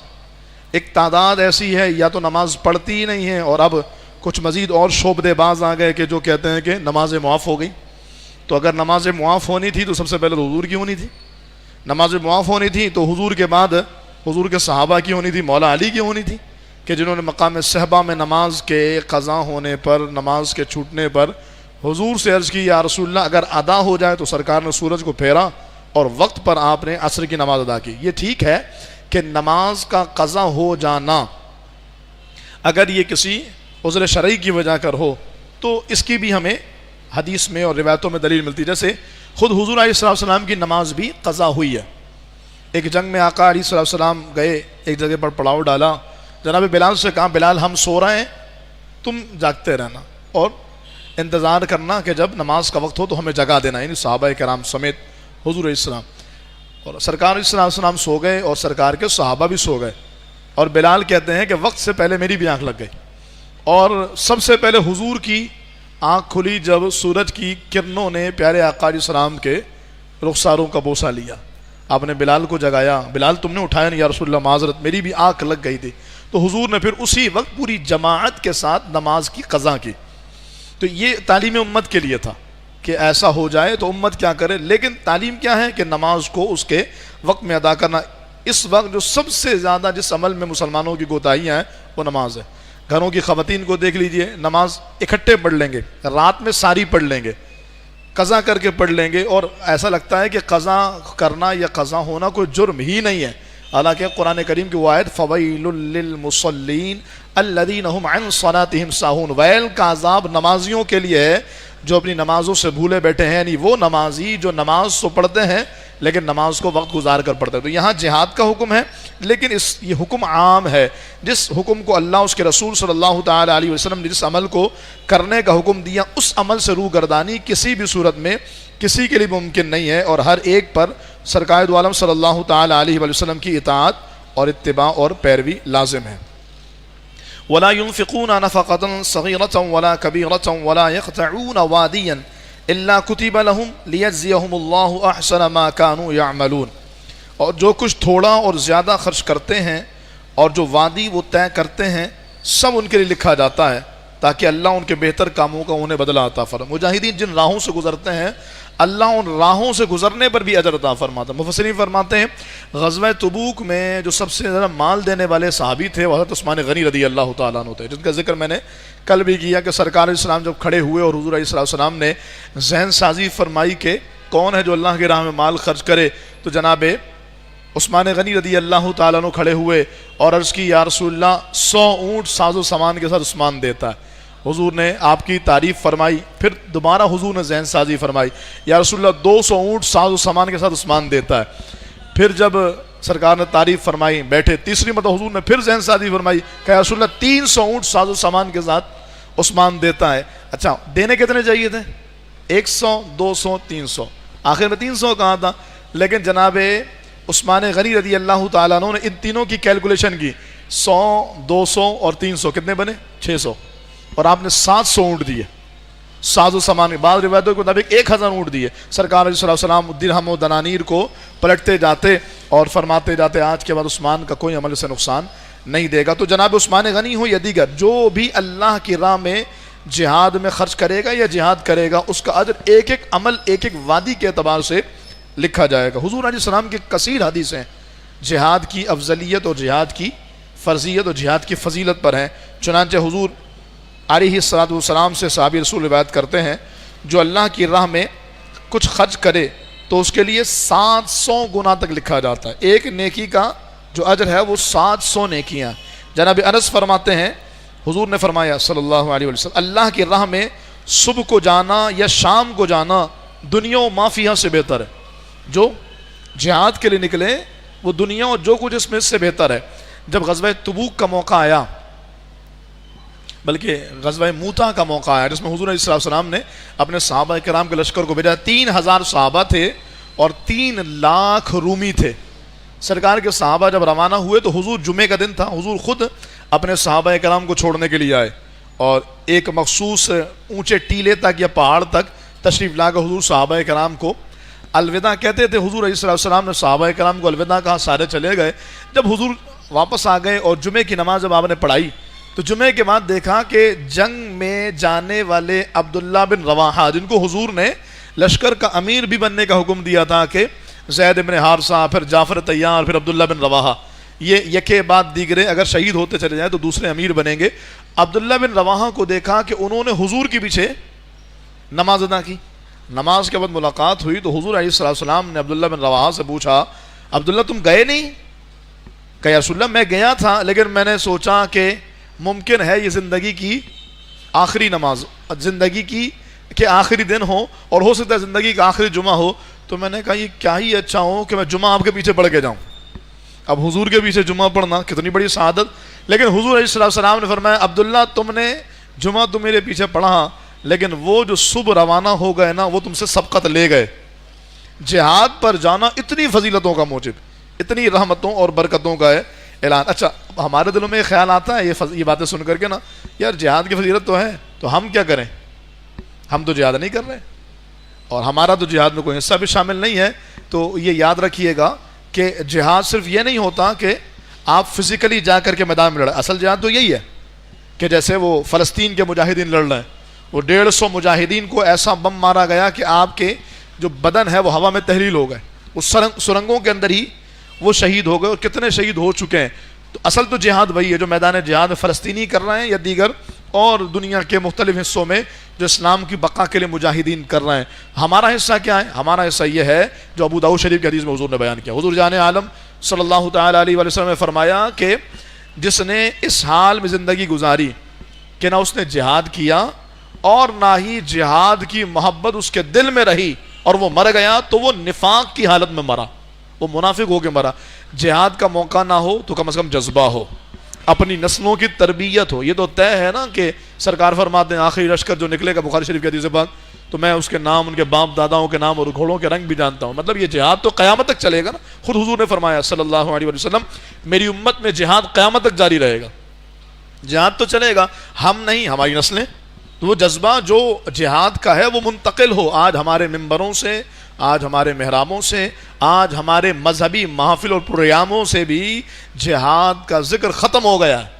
हालांकि यही वो जिहाद है जिसके ज़रिए अल्लाह ने इज़्ज़तें अता फरमाई। ख़ुद हुजूर ने फरमाया सल्लल्लाहु अलैहि वसल्लम, मेरी उम्मत जब तक जिहाद करती रहेगी अल्लाह इन्हें गालिब फरमाएगा, और जब जिहाद करना छोड़ देंगे रुस्वा हो जाएंगे। आज हमारी रुस्वाई, पसपाई, ज़िल्लत का सबब क्या है? यही नहीं तो, ये नहीं तो और क्या है कि जिहाद को तर्क करने के सबब हम दुनिया और आखिरत में दुनिया में रुस्वा हो गए, अल्लाह में आखिरत की रुस्वाई से बचाएं। तो बहरहाल जिहाद यही है कि बंदा फिजिकली जाके लड़े, लेकिन कम अज़ कम अगर ऐसे हालात न भी हों तो दिल में शौक़ शहादत, जज्बे जिहाद हो, अपनी औलादों की तरबियत हो। मुजाहिदीन को अगर सपोर्ट हमारी ज़ात से मिले, चाहे वो मुजाहिदीन हों जो बुनियान मरसूस में शामिल हुए हों, चाहे वो मुजाहिदीन हो जो सरहदों पर बॉर्डर पर पहरा दे रहे हैं, या वो मुजाहिदीन हैं जो दुनिया के किसी भी खित्ते में इस्लाम की बक्का के लड़ रहे हैं, हमारी जानी, हमारी माली, हमारी ज़बानी सपोर्ट भी उन मुजाहिदीन को हो, ताकि क़यामत के दिन हमारा ये हिस्सा तो शामिल हो कि अल्लाह हम जिहाद ना कर सके लेकिन मुजाहिदीन का साथ हमने हर प्लेटफॉर्म में अपनी बिसात के मुताबिक दिया, तो यकीनन ये बंदा भी कुछ न कुछ फजीलतों का हकदार ज़रूर हो जाएगा। जनाब अबू उमामा फरमाते हैं, जाने आलम सल्लल्लाहु अलैहि वसल्लम ने फरमाया, 3 शख्स ऐसे हैं कि जो अल्लाह ताला की जिम्मेदारी में है। नंबर 1 वो शख्स जो अल्लाह की राह में जिहाद के लिए निकले, वो अल्लाह ताला की जिम्मेदारी में, हत्ता कि उसे मौत आ जाए तो जन्नत में दाखिल फरमा देगा या अजर और माल गनीमत लेकर वापस आएगा। दूसरा वो शख्स जो मस्जिद की तरफ चले, वो भी अल्लाह ताला की जिम्मेदारी में। और तीसरा वो शख्स जो अपने घर में सलाम करके दाखिल हुआ, घर में दाखिल होते अस्सलामु अलैकुम, बल्कि अल्लामा कारी रहिमहुल्लाह ने लिखा है कि जब घर में दाखिल हो तो सलाम करो और फिर कहो अस्सलामु अलैका अय्युहन नबी, अपने हबीब जाने आलम सल्लल्लाहु अलैहि वसल्लम को भी सलाम करो कि हुजूर अलैहिस्सलाम की रूह अनवर हर मोमिन के घर में होती है। अल्लाहु अकबर। अगर बंदा मोमिन से इस रिवायत को पेश नज़र रखे ना तो शर्म इसियाँ से नहीं सामने जाया जाता कि सरकार की रूह पाक हर मोमिन के घर में होती है। ये बुजुर्गों ने अकीदा लिखा और आज उस बात पर बहस हो रही है कि कब्र में जब सवाल होता है मा कुन्ता तक़ूलु फ़ी हक़्क़ि हाज़ा रजुल, तो हुजूर ही आते हैं या तस्वीर दिखाई जाती है? तो किसी ने कहा नहीं, पर्दे उठा दिए जाते हैं और हुजूर कब्र अनवर में आराम फरमा होते हैं, हुजूर को दिखाया जाता है। हमने कहा ये पर्दे उठाने वाला कौन? कहा अल्लाह। तो हमने कहा जो पर्दे उठाने पर कादिर है वो कब्र में हुजूर की जलवागरी पर कादिर नहीं? तो हमारा अकीदा ये है कि कब्र में भी हुजूर खुद आते हैं। ये जो हादा इसमें इशारा है, हादा इसमें इशारा करीब के लिए है, तो हुजूर खुद कब्र में जलवा अफरोज होते हैं। बहरहाल तो घर में दाखिल होते हुए सलाम करना ये आदत होनी चाहिए। एक रिवायत मुझे याद आ रही है कि कल में किसी बुजुर्ग से या कोई हदीस पाक है, लेकिन बड़ा मुजर्रब अमल है कि जो घर में दाखिल हो और घर में दाखिल होते ही कहे अस्सलामु अलैकुम व रहमतुल्लाह, सलाम करें, फिर कहें अस्सलामु अलैका या रसूल अल्लाह सल्लल्लाहु अलैहि वसल्लम, और उसके बाद पढ़े सूरतुल इखलास। अल्लाह ताला उसको गैब के ख़जानों से रिज़्क़ अता फरमाएगा। मुजर्रब तरीन अमल है। वो जो रिज़्क़ के हवाले से परेशान है, तंगी मुआज़, गुजारा नहीं हो रहा और मसाइल हल नहीं हो रहे, कर्ज नहीं उतर रहा, बेहतरीन अमल है। आदत बनाइए, घर में दाखिल होइए और होते ही पढ़िए अल्लाहुम्मा इन्नी असअलुका खैरल मौलजी व खैरल मखरज बिस्मिल्लाहि वलजना व बिस्मिल्लाहि खरजना व अलल्लाहि रब्बिना तवक्कलना। घर में दाखिल होने की दुआ। उसके बाद कहिए अस्सलामु अलैकुम व रहमतुल्लाहि व बरकातहू, अस्सलामु अलैका या रसूल अल्लाह, फिर सूरतुल इखलास शरीफ पढ़िए। अल्लाह ताला रिज़्क़ के ख़जाने खोल देता है उस बंदे पर जो ये अमल को अपनाता है। जनाब अबू हुरैरा फरमाते हैं, जाने आलम सल्लल्लाहु अलैहि वसल्लम ने फरमाया, अल्लाह की राह में जिहाद करने के वाले की मिसाल उसकी सी है जो दिन का रोज़ा दार और रात को आयात इलाही करने वाला हो, न रोज़े से थके न नमाज से, हत्ता कि अल्लाह की राह का मुजाहिद लौट आए। वो शख्स जितना सवाब कमाता है इतनी नेकी अल्लाह मुजाहिद को अता फरमाता है। एक और हदीस बाग, फिर अगली आयत पर चलते हैं। अबू मालिक अशरी रदी अल्लाह ताला अन्हु वो फरमाते हैं कि मैंने रसूल करीम सल्लल्लाहु अलैहि वसल्लम को इरशाद फरमाते हुए सुना, जो अल्लाह ताला की राह में घर से निकला फिर कत्ल किया गया, या उसे उसके घोड़े या ऊँट ने कुचल दिया, या उसे जहरीले जानवर ने डस लिया, या अपने बिस्तर पर किसी सबब से मर गया, जैसे अल्लाह अज़्ज़ा व जल ने चाहा, तो वो शहीद है और उसके लिए जन्नत है। अगरचे वो मैदान जिहाद में नहीं भी मारा जा रहा, सिर्फ वो जिहाद के शौक़ में घर से निकलता है। फिर इसी ज़िमन में उलमा ने फरमाया कि जहाँ वो जिहाद का जज्बा लेके घर से निकलता उसको भी फजीलत है, तो जो जिहाद का जज्बा दिल में रखे और अगर वक्त पड़े तो निकलने को तैयार हो जाए तो अल्लाह ताला उसे भी फजीलत अता फरमाएगा कि उसके लिए भी मर्तबा शहादत लिखा जाता। वमा कानल मुमिनून लियनफिरू काफ़्फ़ा फलौला नफ़र मिन कुल्लि फ़िरक़तिन मिनहुम ताइफ़तुन लियतफ़क़्क़हू फ़िद्दीन वलियुनज़िरू क़ौमहुम इज़ा रजअू इलैहिम लअल्लहुम यहज़रून। और मुसलमानों से ये तो हो नहीं सकता कि सब के सब निकल जाएं, तो उनमें हर गुरोह में से एक जमात क्यों नहीं निकल जाती ताकि वो दीन में समझ बूझ हासिल करें और जब उनकी तरफ वापस आएँ तो वो उन्हें डराएं ताकि ये डर जाएं। कुरान करीम की आयत दीन का बहुत बड़ा निसाब है और आज के दौर के बहुत सारे फितनों का जवाब है।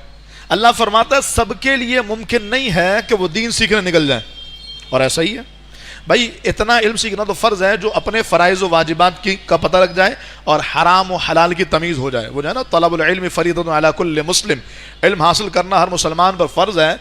इससे मुराद हलाल व हराम की तमीज़ है, और जो चीज़ अपने ऊपर फ़र्ज़ है और वाजिब है उसका पता लग जाना। इसके अलावा कंप्लीट दीन सीखना।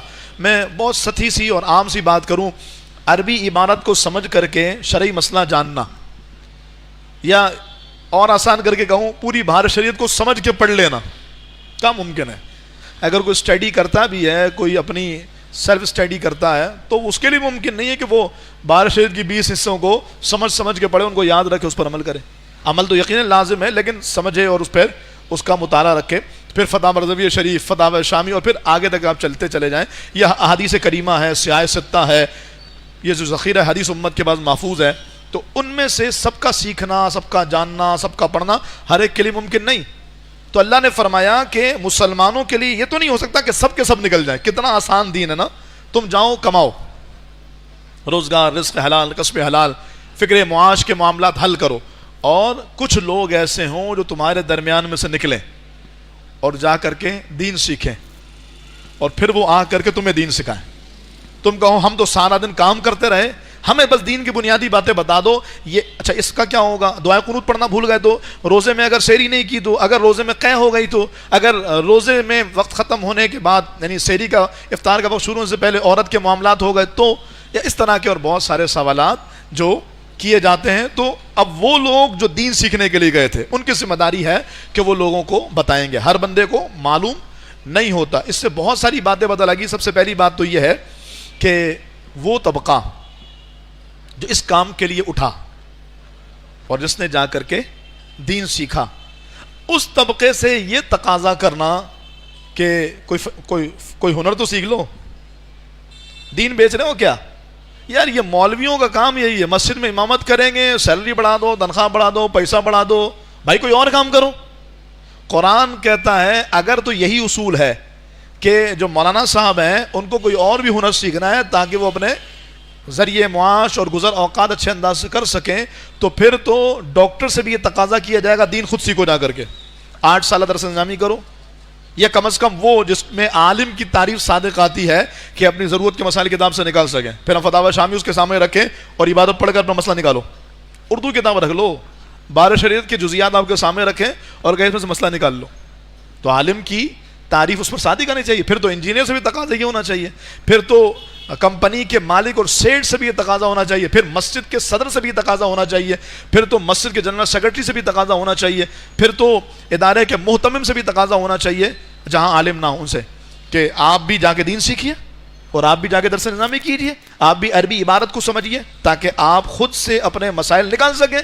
कहेगा नहीं भाई ये हमारा काम तो नहीं, अगर हम यही करेंगे तो कंपनी कौन चलाएगा, अगर हम यही करेंगे तो जॉब कौन करेगा, कारोबार कौन करेगा, और रोजगार और कस्बे हलाल कौन करेगा। हमने कहा बिल्कुल ऐसा ही है। जब 2 हिस्सों में डिवाइड कर दिया गया, दुनियादार लोगों का काम यह है कि वो दुनियादारी करें और अपने वसाइल को बढ़ाएं, ताकि अब जहां अपनी ज़ात पर खर्च करें वहीं वो तबका जो 20-20 साल के लिए अपना घर बार छोड़ के दीन सीखने निकला हुआ है उस तबके की खिदमत की जाए। भाई मस्जिद के इमाम को तनख्वाह नहीं मिलती, तनख्वाह नहीं मिलती। हमारा तो उसूल यही है ना कि जो इमामत है और जो कुरान का इल्म है या दीन का इल्म है, इसको सिखाने के लिए उजरत नहीं है, क्योंकि इसका मुआवजा क्या हो सकता है, कुरान सिखाने का क्या बदला हो सकता है, नमाज पढ़ाने का क्या बदला हो सकता है। तो कहा ये उजरत नहीं, ये खिदमत है। हज़रत आपने हमें नमाजें पढ़ाई, ये हम आपको तोहफा पेश कर रहे हैं। हज़रत आपने मुझे कुरान पढ़ाया, हज़रत आपने दीन सिखाया, ये तोहफा है।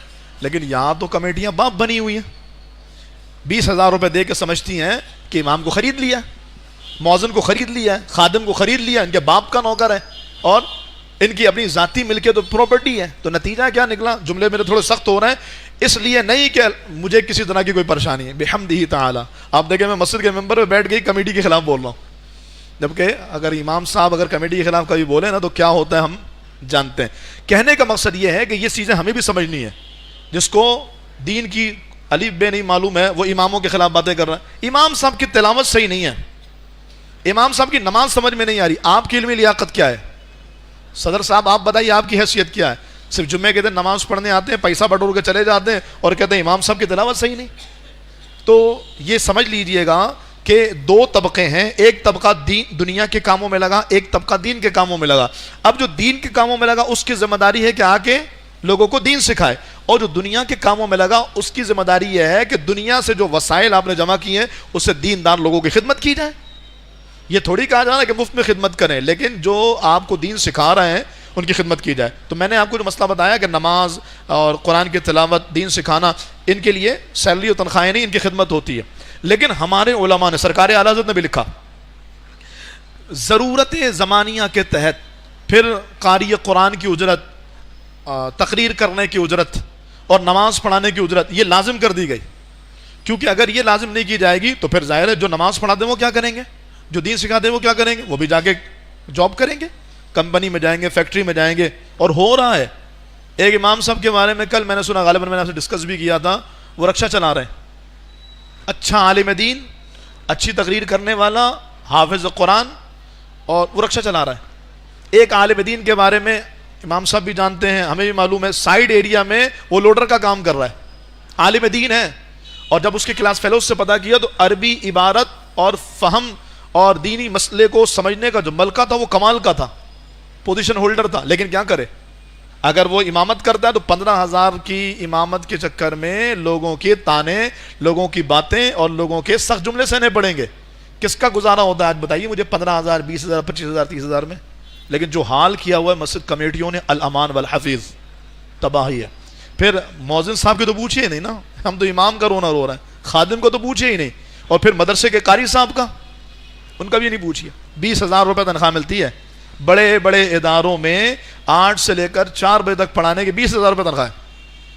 जो 8 से 4 तक पढ़ाएगा, बच्चे उसका सारा दिमाग ले लेंगे तो क्या करेगा फिर, उसके बाद कहाँ जाके काम करेगा। लेकिन अफसोस तो ये है कि अगर कमेटियां नहीं सोचती तो हम लोग भी नहीं सोचते।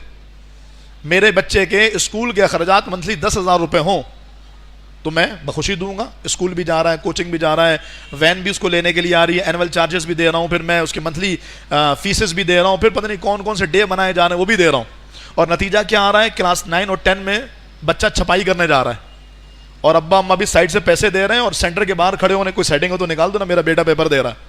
और यहाँ 8 साल दरस निज़ामी करने वाला, जो दरस निज़ामी का मेयार, दरस निज़ामी का अंदाज, मुसल्ले पे खड़े होकर कुरान सुना रहा है, उस इमाम के साथ और उस इमाम का मामला लोगों के सामने इतना तकलीफ दे, इतनी अजीब गरीब सूरत हाल कि मदरसे में जो उस बच्चे को हाफिज बनाया गया, आलिम बनाया गया, वहाँ फ़ी सबिल्लाह बड़ा सा लिखा जाता है। क्यों? इसलिए कि अगर नहीं लिखा जाएगा तो लोग दाखिल नहीं कराएंगे। फ़ी सबिल्लाह का मतलब क्या होता है, मुफ्त में, जहाँ पैसे नहीं लिए जाते। हालांकि फ़ी सबिल्लाह का मतलब होता है अल्लाह की राह में। लेकिन जहाँ फिर तो भाई अगर आपका बच्चा किसी इदारे में फ़ी सबिल्लाह पढ़ रहा है तो ऐसा नहीं हो सकता कि जो फीस आप अपने दूसरे बच्चे के लिए स्कूल में दे रहे हैं वही मुट्ठी बंद करके कारी साहब को पेश कर दें। कितनी दुआएं देगा वो। कभी इनके घरों के हालात तो पूछिए, इनके घरों में फाके होते हैं। ऐसे कई इमाम मेरी नज़र में मौजूद हैं जिनके घर का गुजारा नहीं होता। कई इमाम बेचारे, क्या दर्द बताऊं मैं, वो बोलते हया आती है, ऐसे हालात हैं। खैर, तो कुरान ने ही फैसला कर दिया, एक तबका दीन सीखेगा, एक तबका दुनिया में काम करेगा। दुनिया वाले दीनदार को सपोर्ट करेंगे, दीनदार लोग दुनिया वालों को दीन सिखाएंगे। ये कुरान ने बयान किया। अब दूसरी बात ये, जो लोग कहते हैं कि खुद कुरान पढ़ो, 360 ऐप खोलो और उसमें से हदीस निकालो, मसला निकाल लो। तो जो ऐसे होशियार लोग हैं वो उनसे कहा जाए कुरान की आयत क्या कह रही है कि भाई दीन सीखने वाले दीन के लिए वक्त देंगे। आज तो चैट जीपीटी आ गया, सिरी आ गया और AI आ गया, सर्च करो और वो मसला बता देता है। मैंने पिछले दिनों भी कहा कि वो जो AI के हमारे लोग दिलदादा और आशिक हो चुके हैं। अभी बताता हूँ AI क्या कहता है। एक साहब ने उम्रे का एक मसला पूछा, उनको मसला बताया, उन्होंने लंबा फतवा मुझे सेंड कर दिया। जब फतवा देखा तो वो फतवा बिल्कुल गलत था।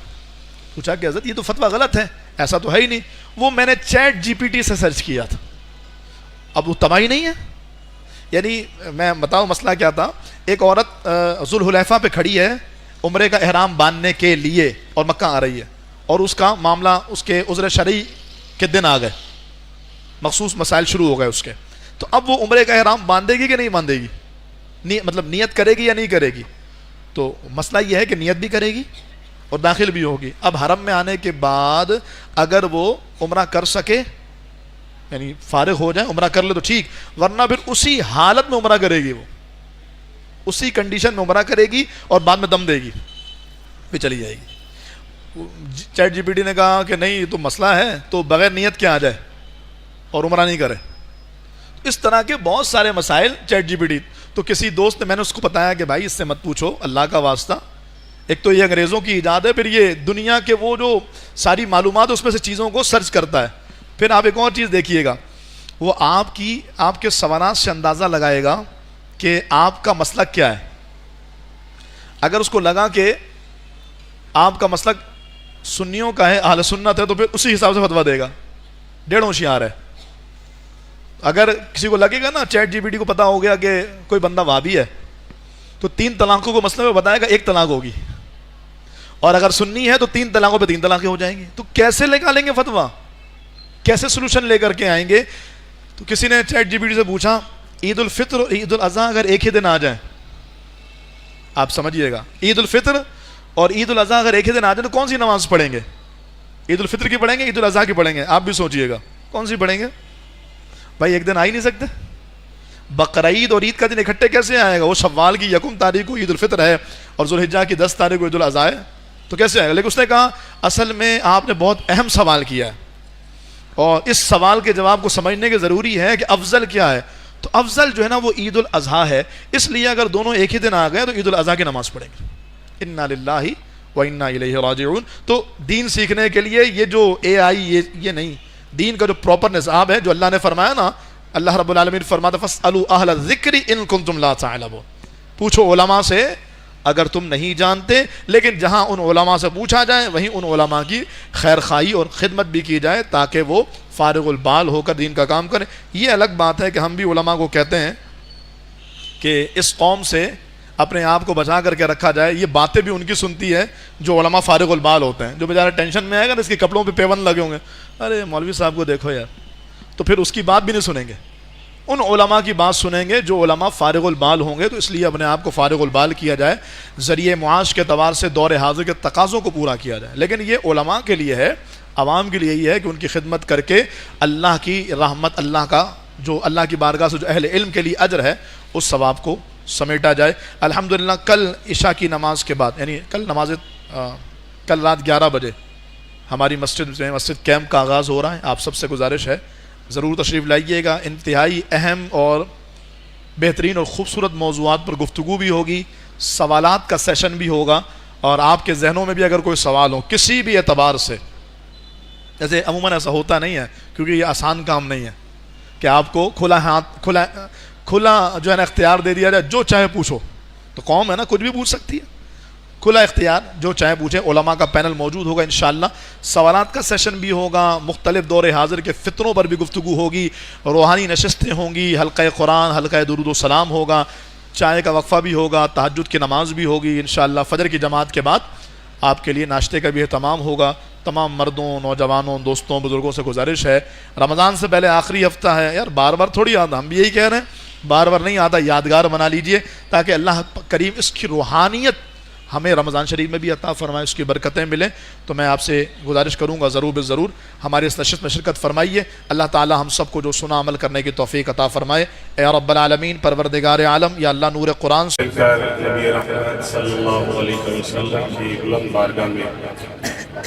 सलाम का नजराना इस यकीन के साथ पेश करते हैं कि हमारे आका सुनते हैं और पहचानते हैं कि दुरूद मेरे रसूल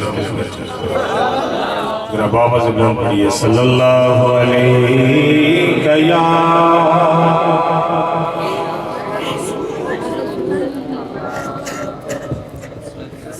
वसल्लम अलैका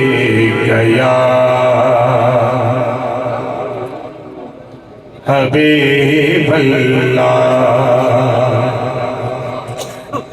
जिदा जग परवाना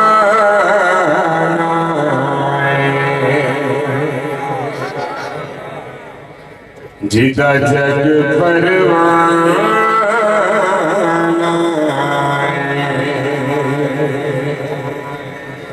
जिदा जग परवाना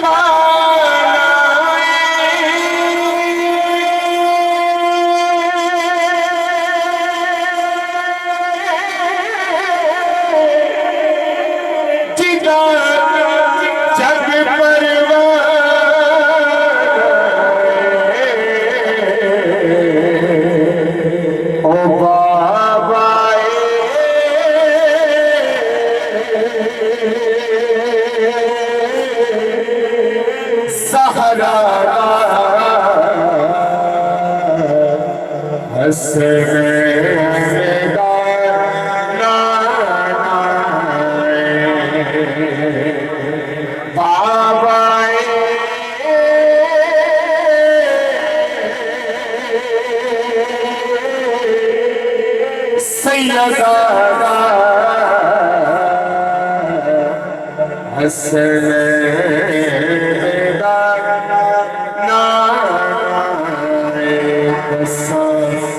गल की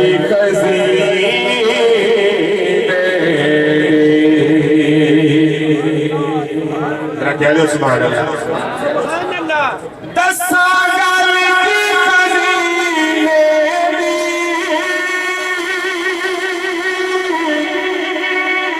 दसा गल की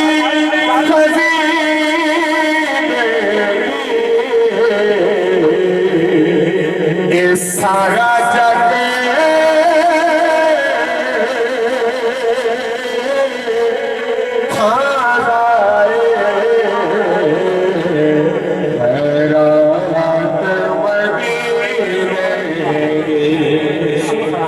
सारा जग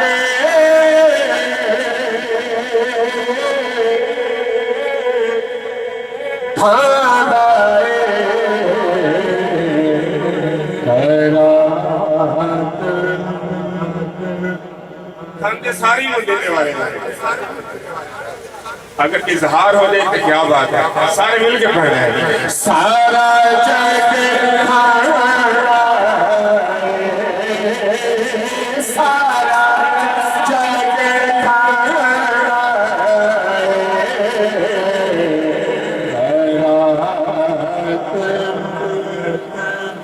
मदीने सारा जग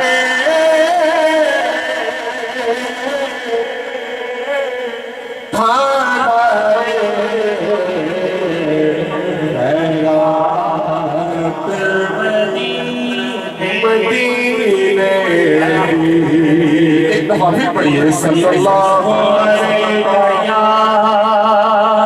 रसूल अल्लाह सल्लल्लाहु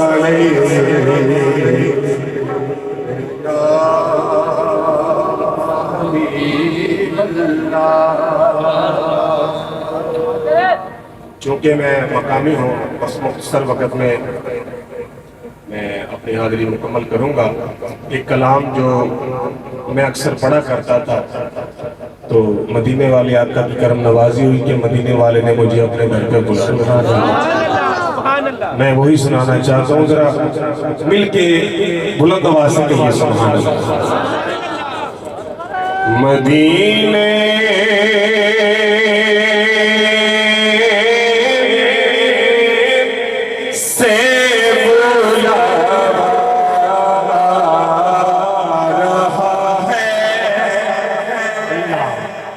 मदीने से बुला रहा है,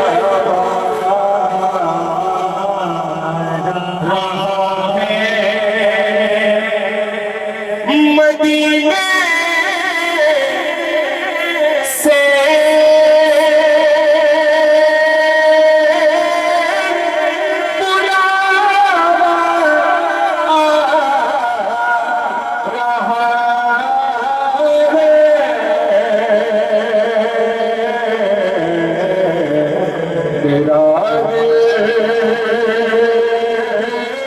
मुझसे पहले जा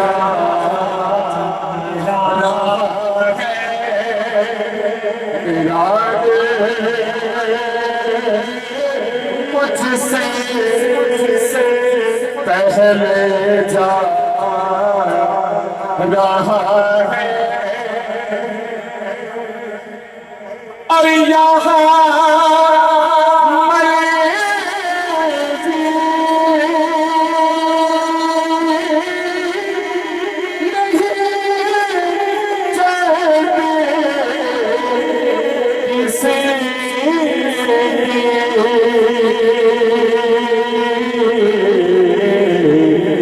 मदीने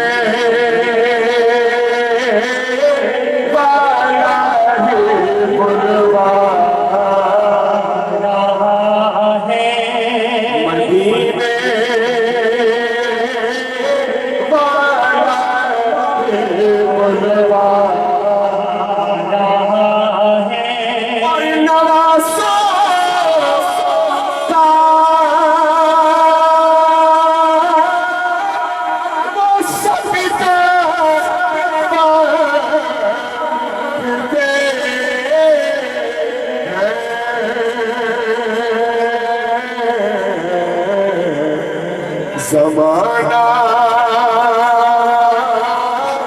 उनका सदका खा रहा है, जमाना उनका सदका खा रहा है। और ये चक्की सही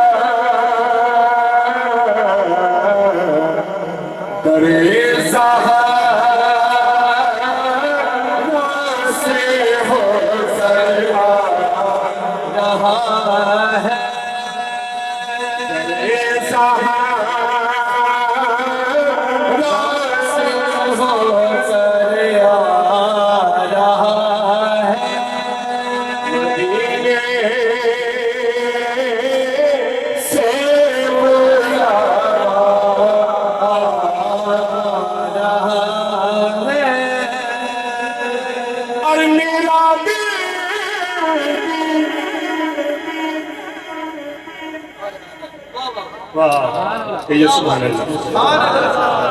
मेरा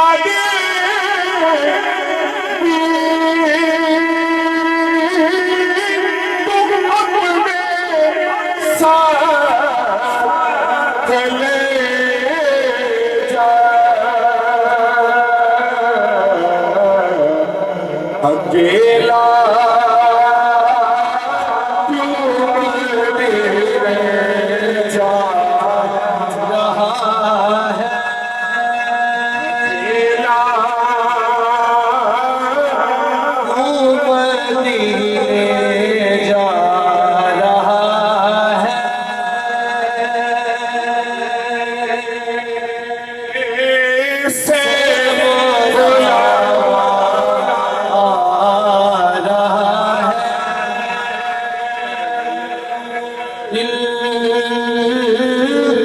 मुझसे पहले जा रहा है।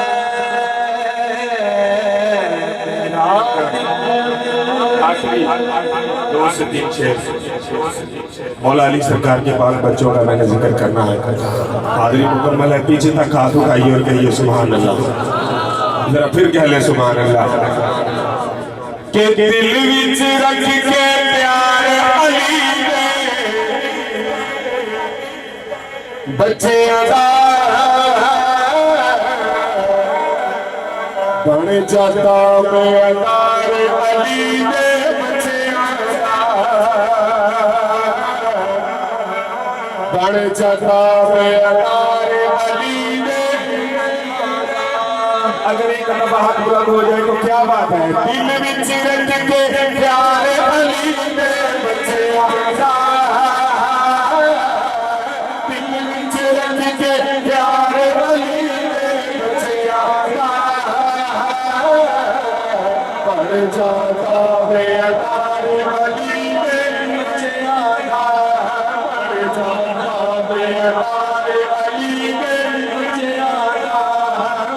जाता है अदार अली में बच्चे रब के पाक कुरान गवाया कितनी जाने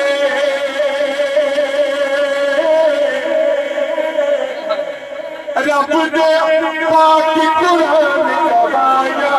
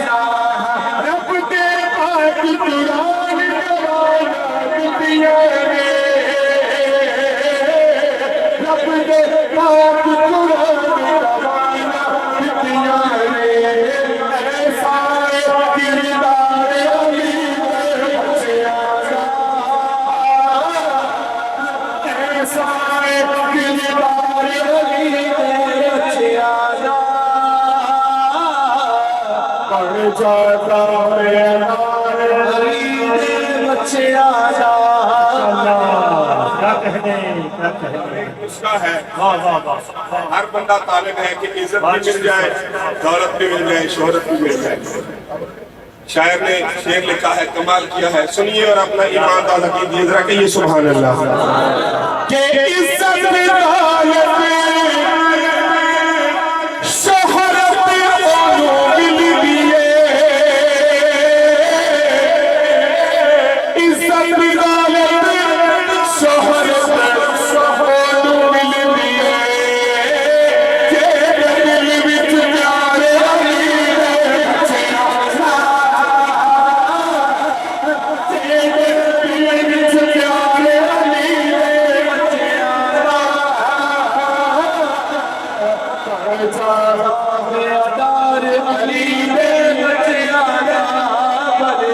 ताबेदार अली दे बच्चियां, दिल विच रख के प्यार अली दे बच्चियां, ताबेदार अली दे बच्चियां, हर घर दे दरवाजे शाम नू बंद होंदे, हर घर दे दरवाजे शाम नू बंद होंदे, खुला दरबार अली दे बच्चियां, खुला दरबार अली दे बच्चियां,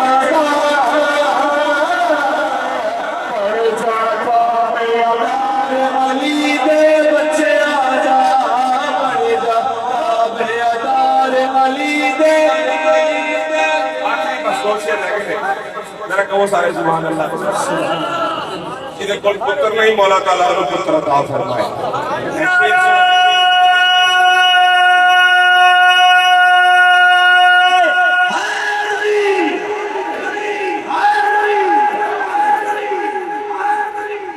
माशाल्लाह चिश्ती साहब। मंगले राह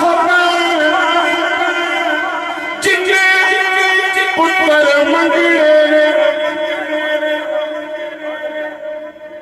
मंगले राह जिन्ने पुत्र मंगले, लगी आए दरबार अली दे बच्चियां, लगी आए दरबार अली दे बच्चियां,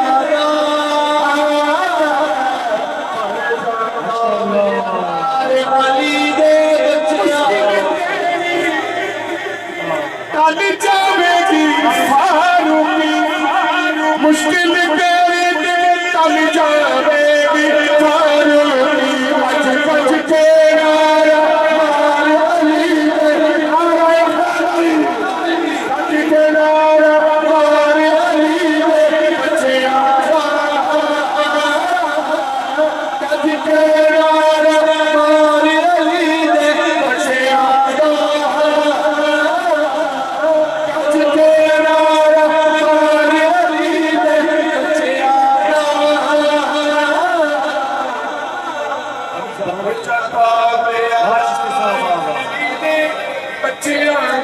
वाह जी वाह, बहुत अच्छा पढ़ा नदीम चिश्ती साहब ने, मौका की मुनासिबत से हाज़री पेश की। सुभान अल्लाह कबूल जरा अच्छी। ये जो बात कर रहे थे ना, बढ़ जा ताबेदार अली दे बच्चियां था, इस बात को आगे बढ़ाते हैं और आखिर पे ये जो शेर पेश किया इन्होंने कि गज के मार नारा अली दे बच्चियां था। शेर कहता है, जी जी मैं अभी मतलब यही काम करने लगा हूँ, जो महफिल हैदर में आ नहीं सकता, जो महफिल हैदर में आ नहीं सकता, अली के नाम का नारा लगा नहीं सकता, जब तक अली के बच्चे, जब तक अली के बच्चे इजाजत नहीं देंगे, जब तक अली के बच्चे इजाजत नहीं देंगे, किसी का बाप भी जन्नत जा नहीं सकता।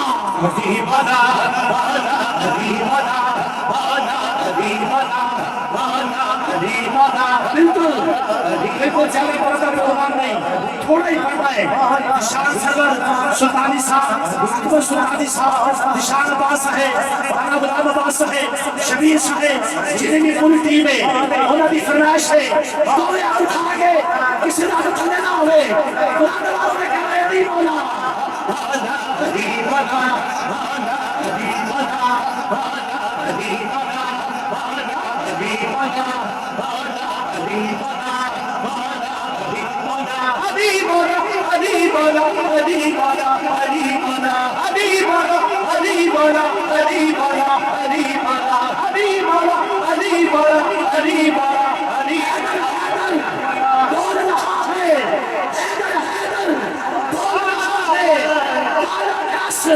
बोल रहा है हैदर हैदर, बोल रहा है काला रस, बोल रहा है इकबाल अली करारा यारो, कितने शजरे खोल रहा है।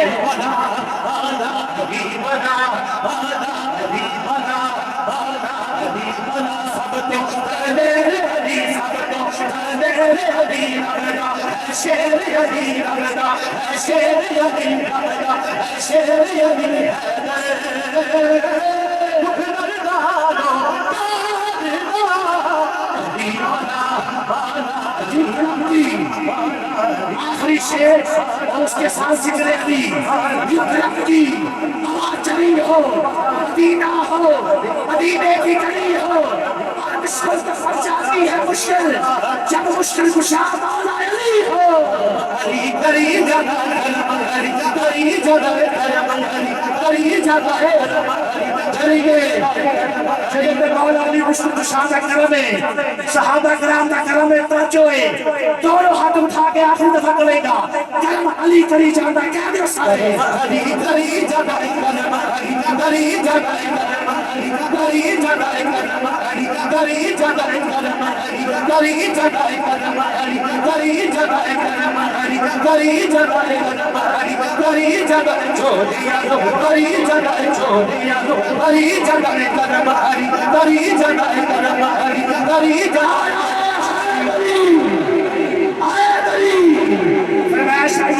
पेश करना है, तुसी अली अली कहना है, कहीं दस दस बोले अली दो हाथ उठा के जरा जरा खड़े हो गए, कहीं दस दस बोले अली अली दस दस बोले अली अली अली अली अली अली अली अली अली